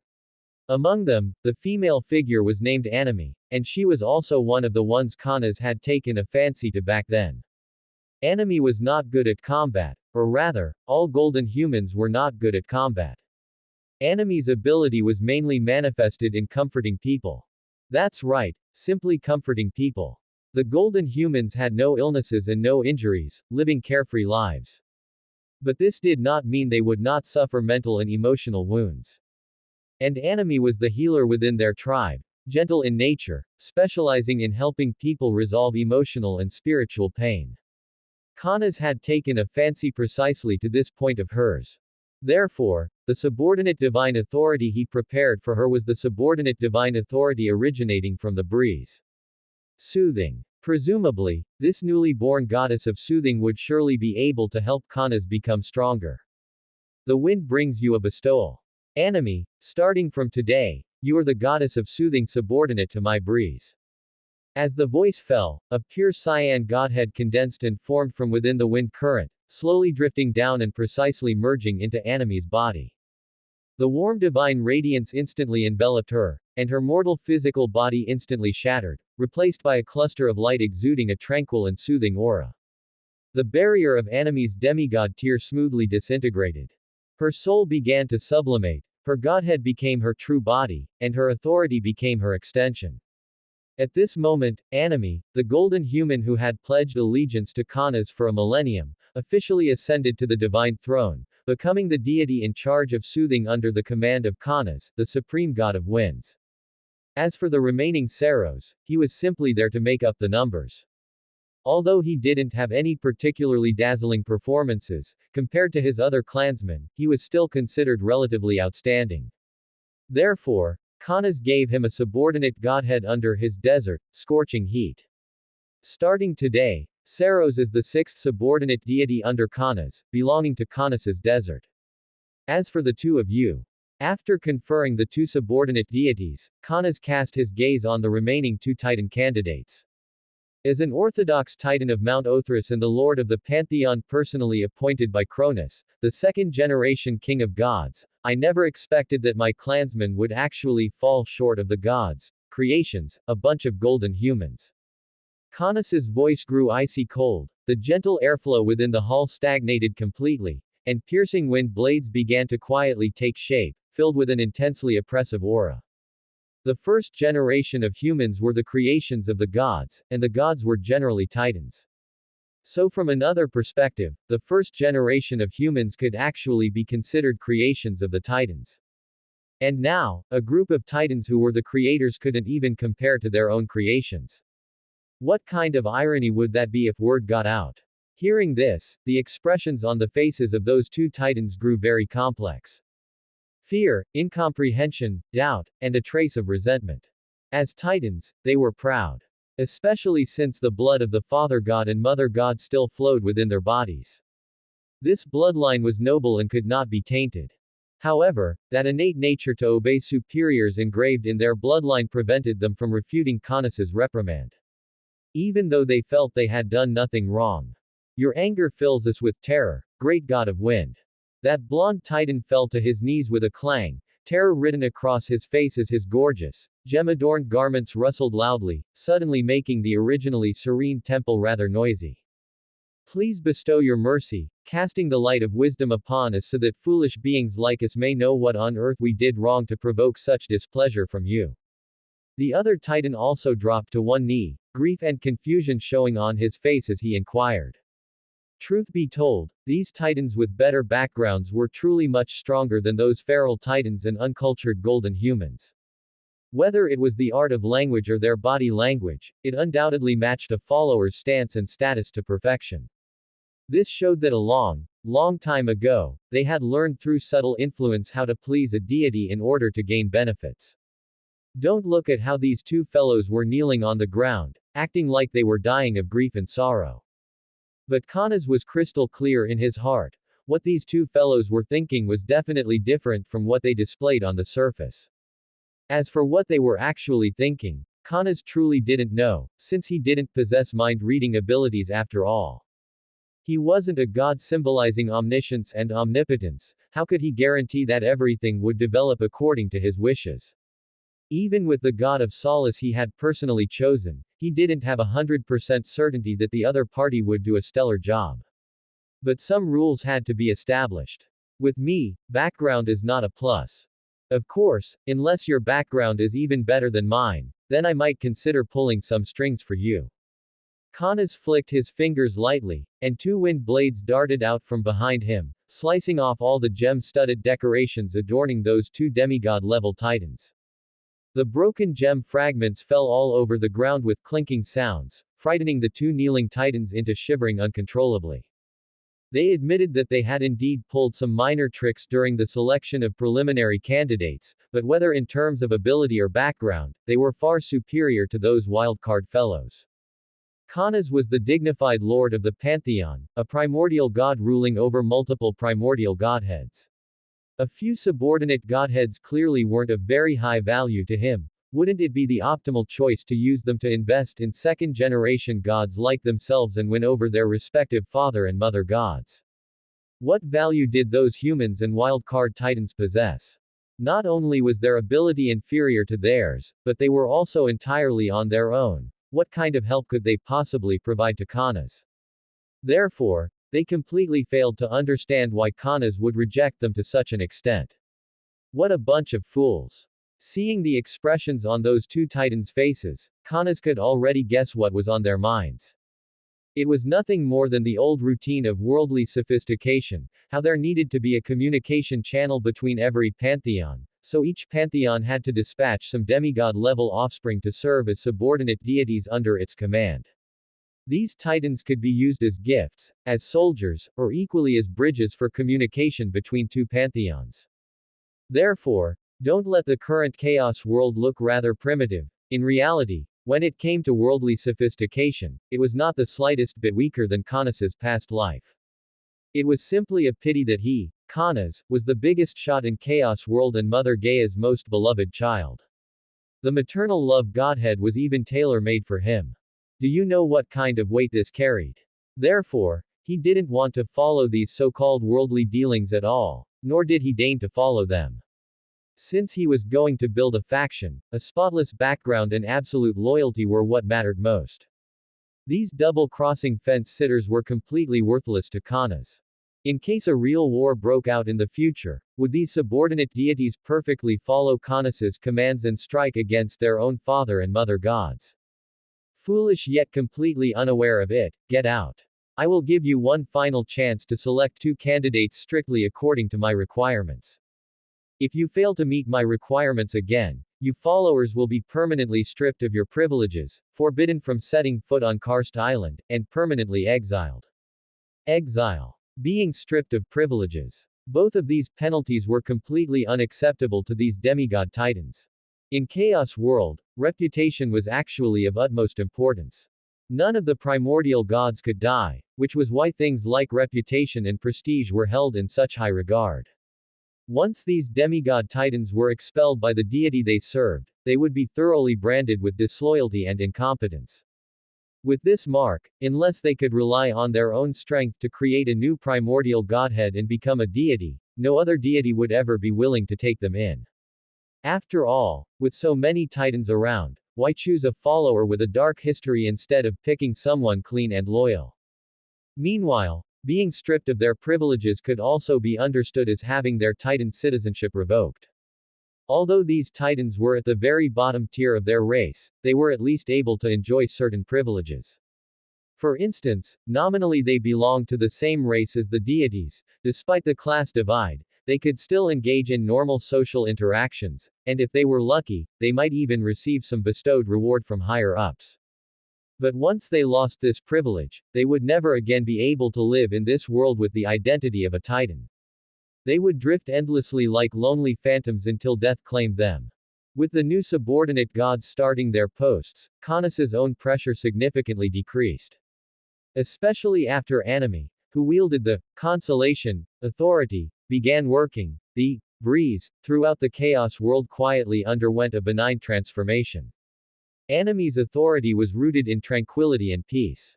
After he became Caunus' subordinate god, he remained just like before, soothing living beings and reconciling disputes. However, previously when he did this, Caunus gained no benefits. Now, Anime had been continuously operating his authority, inversely nourishing Caunus' original, breeze, godhood. He could clearly perceive that the consolation authority within his own, breeze, godhood was in a slow yet steady state of growth. The rate of increase was not fierce, but it won in being steady and enduring. Accumulated over time, it would eventually make his breeze increasingly powerful and his foundation increasingly profound. As for scorching heat, Caunus' current main energy was not placed on the desert godhood, so the arrangement for the god of scorching heat was relatively casual, merely letting him act as Euros' deputy to handle trivial matters on Karst Island. At the same time, the titans that had experienced trial and punishment completely shed their past arrogance and self-indulgence. After being disciplined by Caunus for a while, they became much more obedient and had initially developed a good habit of unconditionally obeying Caunus' commands. However, compared to the fanaticism and trust with which the Golden Humans already regarded Caunus as their faith, this group of titans still somewhat lacked in loyalty relatively speaking. They obeyed majesty, revered power, and followed rules, but this did not represent loyalty. However, as a ruler, Caunus also understood the principle that going too far is as bad as falling short. A truly stable submission was never a single coercive deterrence, but a long-term domestication combining benevolence with severity and mutual rewards and punishments. Strictly punishing selfish desires and generously gifting merits.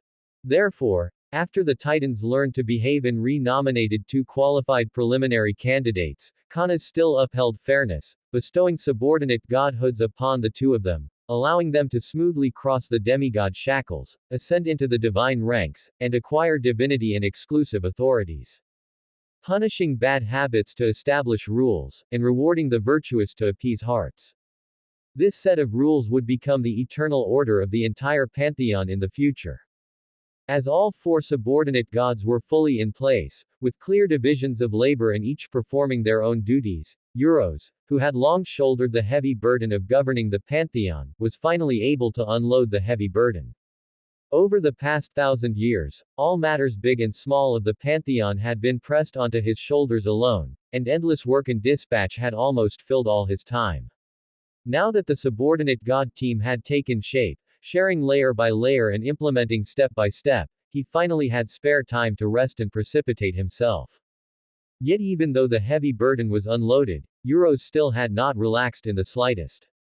Toiling had long been engraved into his instincts, and he still could not let go of the minute flaws in the Pantheon's operation, remaining steadfast at the core position and controlling the overall direction. Kanas could only express respect for this. He didn't need to worry about his own parent god dying from overwork, because primordial gods were immortal. It tasted a bit like a dark joke. However, this matter also served as a reminder to Kanas.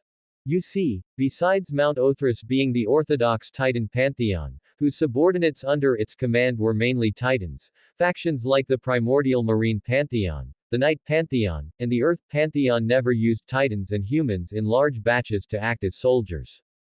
The primordial marine pantheon had their own vassal race sea monsters, although their brains weren't good and they looked ugly. They won in having a massive quantity, defying death bravely, and possessing strong combat effectiveness.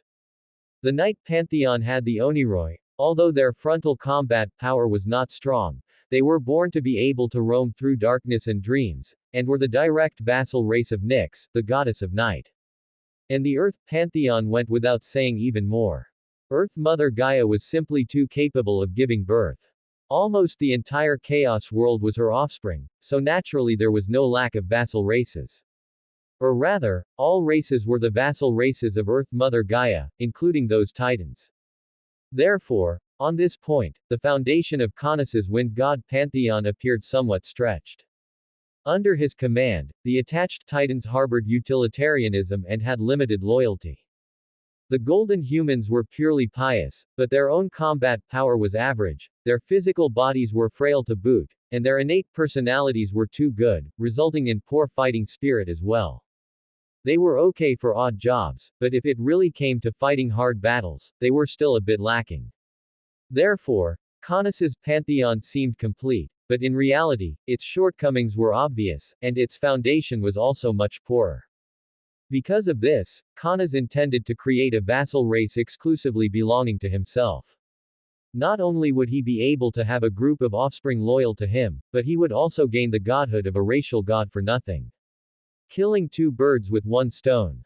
And wanting to create a vassal race, the Chaos world had two relatively common methods. The first one, and also the most commonly used one. Having children. The first batch of sea monster vassal races of the primordial marine pantheon were born from Phorcys, the wrath of the sea, and Ceto, the danger of the sea. The Oniroi were likewise the direct offspring of Nyx, the goddess of night, rather than the offspring belonging to Hypnos, the god of sleep, in Caunus' memories of his past life. As for Gaia, needless to say, this method was somewhat unsuitable for Caunus. Then, only the second method remained. Creation. So-called reproduction and the propagation of offspring were merely superficial phenomena. The core essence of creating a vassal race was ultimately the result produced after the blending of authority and authority. The gestation of a goddess was merely borrowing a carrier to complete this process. Since a male god did not have a corresponding carrier, he simply discarded all external forms, stripped away the skin of reproduction, and went straight to the root.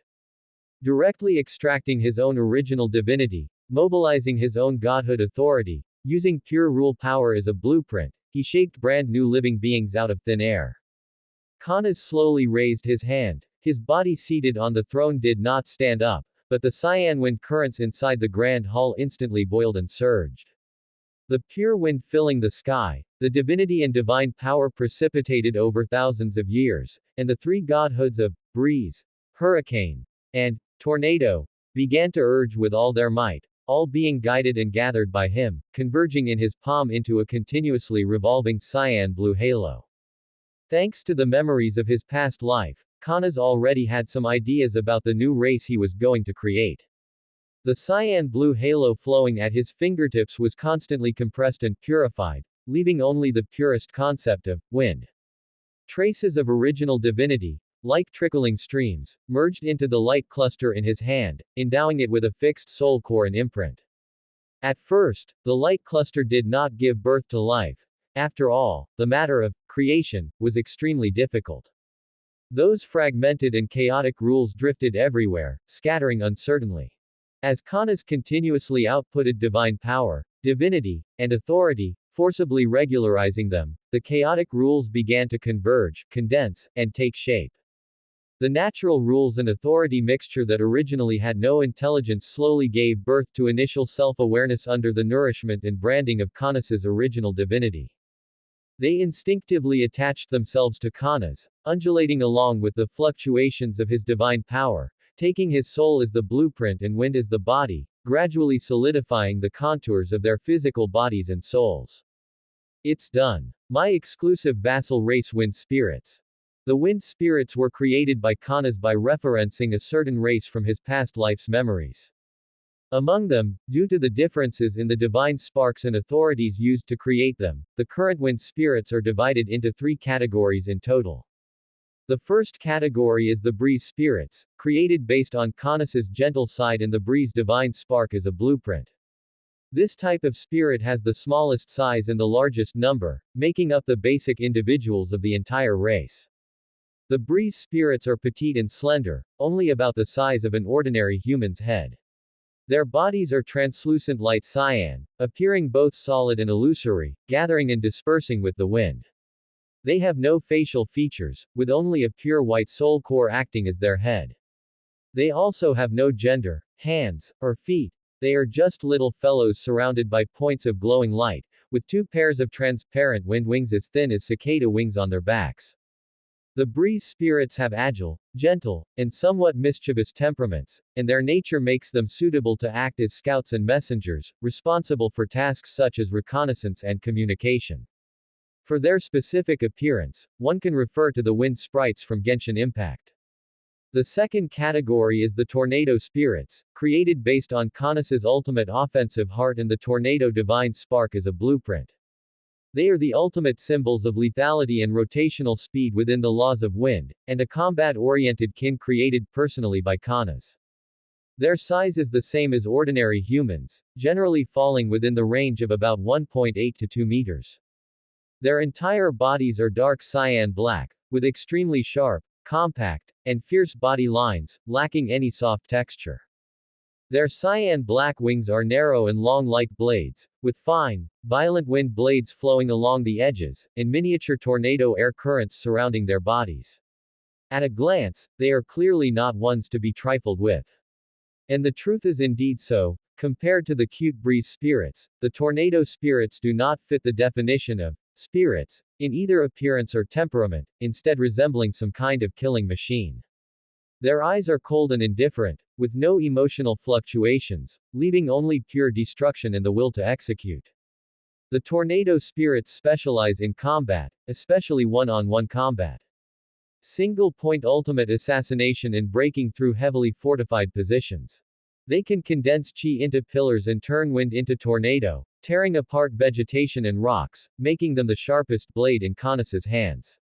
Ordinary enemies are simply unable to contend with them. But relatively speaking, the number of tornado spirits is the smallest among the three types of wind spirits, with the first batch numbering less than 100. The third category is the hurricane spirits, created based on Kanas's combative side and the hurricane divine spark as a blueprint. This type of spirit has the largest size, being even taller and larger than the usual 3 to 4 meter titans. Unlike the first two, the bodies of the hurricane spirits are a deep azure, solid and heavy, no longer possessing that illusory ethereal feeling. Their lower body is a formed hurricane undergoing high-speed rotation. Their facial features consist only of a pair of eyes and a mouth. Apart from that, their arms and upper body are composed of clusters of hurricanes undergoing rotation. If the tornado spirits are the sharp blades used for single-target attacks, then the hurricane spirits are the battering rams used by Kanas for capturing cities, seizing territory, and group attacks. They excel at large-scale team battles, blockades, and clustered formation breaking. They are the main combat backbone among the wind spirits, possessing both offensive and defensive capabilities. They can either condense hurricanes to defend the city or use hurricanes to attack enemies, making them the core combat power of the legions under Kanas's command. As all three types of wind spirits were created, Kanas felt that his understanding of the wind seemed to have deepened a bit more. For their specific appearance, please refer to the appearance of the wind elementals in World of Warcraft. Go, fly, my children. Kanas stopped supplying divinity, and the birth of the wind spirits was brought to a full stop. No new wind spirits were created anymore. The newborn wind spirits obviously had not fully adapted to this unfamiliar world. After receiving Kanas's command, They paused for a brief moment before slowly obeying the command and flying up. The first wind spirit flapped its wings and ascended into the sky, lightly skimming past the pillars of the Temple of Wind, carrying the newborn beings yearning in piety toward their Creator, circling and worshipping around the divine throne. Following closely, the second, the third, hundreds and thousands of wind spirits rose into the air one after another, circling around Kanas. Good. Good. Kanas reached out and touched the head of the breeze spirit closest to him. Finding the texture quite good, he couldn't help but nod in satisfaction. As the creator of the wind spirits, Kanas was able to read the thoughts of these little fellows. This group of newly born little fellows actually had thoughts of vying for favor. He had merely touched the head of one breeze spirit, and as a result, it had aroused the envy of the other wind spirits. After comforting them, Kanas began to inspect himself to see if he had any other gains. And indeed, this action of his successfully garnered the gaze of Chaos World and yielded a new divine spark wind spirit. This divine spark was a type of racial deity. It was not of much use, but it could ensure that the race of wind spirits possessed extremely high loyalty and obedience toward him from birth. All right, my children, go, proclaim to the entire world, and prove that you have arrived. With a wave of Kanas's hand, he released the entire first batch of wind spirits he had created. Having received the command from their creator, the group of wind spirits rose one after another. Countless fine cyan light spots filled the entire Temple of Wind, and then they rushed out of the hall, sweeping across the entire karst island. They had no destination, simply wandering with the wind, traveling across the earth, forests, desert, oceans, and the sky. They were the incarnation of the wind, symbolizing Kanas's gaze. The wind supervises the world. Watching those departing figures, Kanas nodded in satisfaction. These kins were enough to fill the gaps and shortcomings of Kanas's current pantheon, allowing him to place all his attention on the subsequent contention for the God King. Thinking of this, Kanas sat upright on the divine throne, his gaze distant.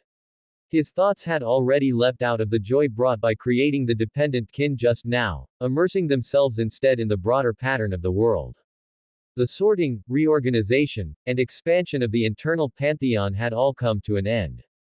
At present, he already possessed his own subordinate gods, dependent kin, and a solid foundation. His own strength was only a step away from higher divine power, and he already possessed the qualifications to contend for the third-generation God King. Up to now, the second-generation Titan God King, Cronus, still had not returned, and his rule had naturally been declared over. Next, the tide of contention for the third-generation God King was about to sweep across the entire Chaos world. Countless older generation gods, new generation gods like Kanas, and even those gods who usually kept a low profile were secretly gathering strength, waiting for the general trend to shift so they could seize benefits for themselves. And Kanas was already prepared. A breeze swept past the divine throne, stirring up fine cyan points of divine light. Driven by the wind, these light spots spread to all corners of Chaos World, delivering them into the bodies of the wind spirits drifting with the wind. These little fellows had just been born. It wouldn't be good if they ran into some eyeless things and suffered losses. Therefore, Kanas left a bit of his own divinity inside their bodies. Not much, but enough to instantly kill beings below the divine level. As for those above the divine level, most of them would give him some face. After all, who didn't know that Kanas was Earth Mother Gaia's most beloved youngest son and the most backed powerhouse in Chaos World? The internal hidden dangers within the pantheon of wind were thus completely cleared. With his kindred formed, his subordinate gods dutiful, and his territory stable, there were no longer any shortcomings in his internal affairs and foundation. Kanas finally no longer needed to expend energy managing trivial matters, able to return all his focus to his own breakthrough and strength. But when he calmed his mind and examined himself, a cold and cruel reality clearly emerged. The time since his birth was still far too short. Born of noble and orthodox lineage, with a pure and steady disposition and outstanding potential, he became a primary god of a lineage in just over 1,000 years, holding the complete authority of wind. Among all the gods who had heard of him or had once seen him, no one would question the profound potential of this new generation god. But this praise was merely limited to the category of new generation gods. Yet now, what he was competing for was the supreme king of gods position of the entire chaos world. That was the supreme being of chaos world, the king of gods. Yet Kanas at the present stage only remained at the intermediate divine power level. A god of intermediate divine power ascending to the throne of the king of gods. Even the most foolish ordinary nymphs would laugh at this. To want to become the king of gods, one's personal strength must reach the top layer of the chaos world pyramid, which was the level from greater divine power to primordial god. Of course, if there truly was a new generation god with outstanding potential like Kanas, then this standard might not necessarily be unable to be lowered a bit. Especially since one of the organizers of this third generation king of gods was Earth Mother Gaia, who loved Kanas the most. Once this mother goddess started acting willfully, let alone intermediate divine power, she would even dare to push a demigod up. But Kanas ultimately could not rely solely on Gaia's help. He was a god who was going to become the third generation king of gods. If he relied on the mother goddess's partiality to seize the throne, then this supreme king of gods position would ultimately not belong to him. What the world revered was never him, Kanas, but the Earth Mother Gaia behind him. What he needed to do was to make the gods remember. He, Kanas, was the king of gods who wielded the chaos world, rather than Gaia's vassal.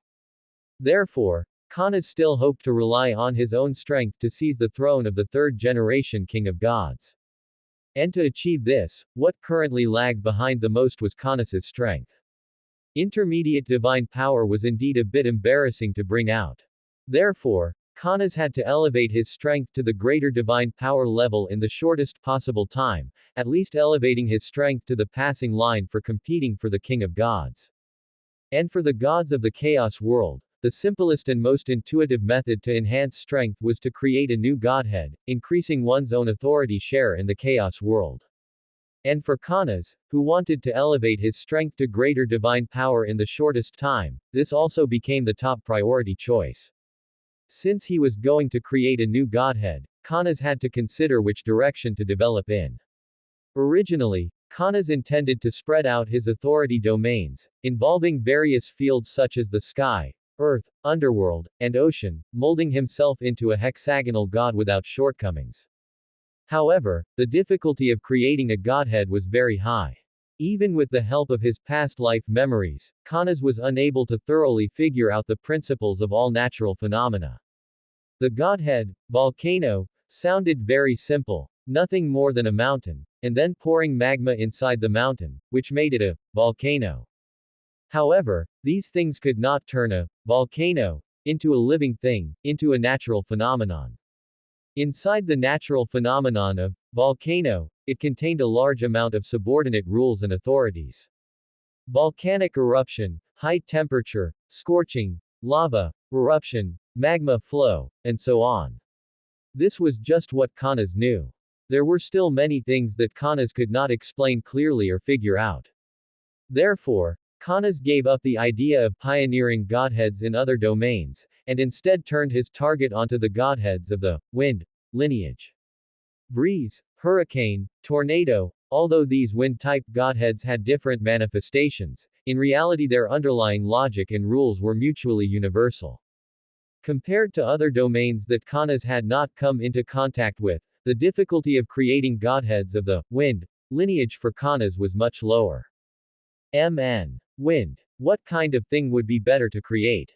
It is best if it is the kind that is relatively important. Kanas rubbed his chin and began to ponder his next target. Ordinary godheads simply could not satisfy Kanas's requirements. Godheads like cold wind, warm wind, storm, although not bad, could not bring massive enhancement to Kanas. Therefore, Kanas discarded the influence of his past life memories, and instead pondered his path of wind, in the most pure state. Strip away the phenomena to see the essence. Breeze, hurricane, tornado, were actually just one manifestation of wind.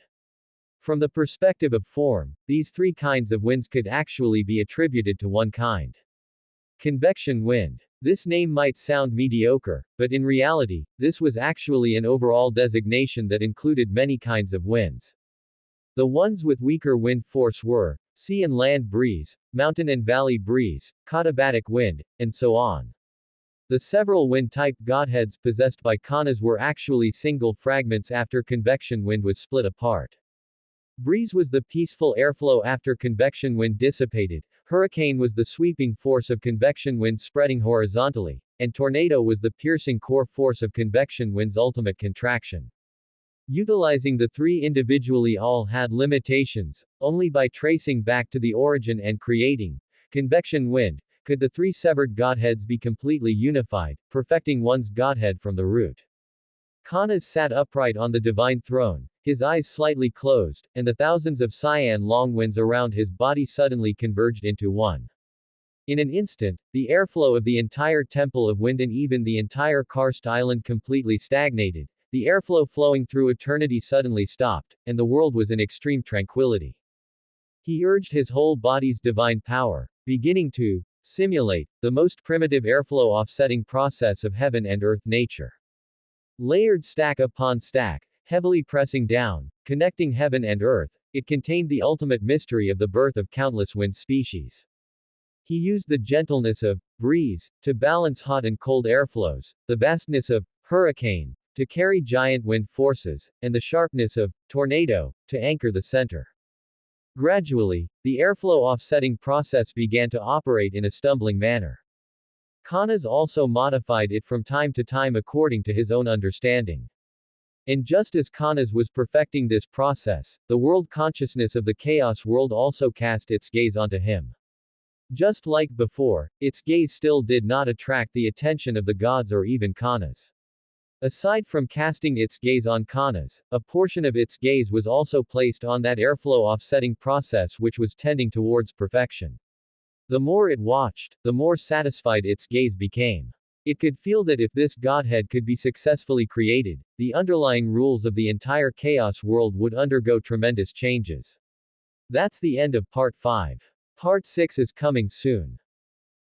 Thanks for watching. Please subscribe and support our channel for more stories.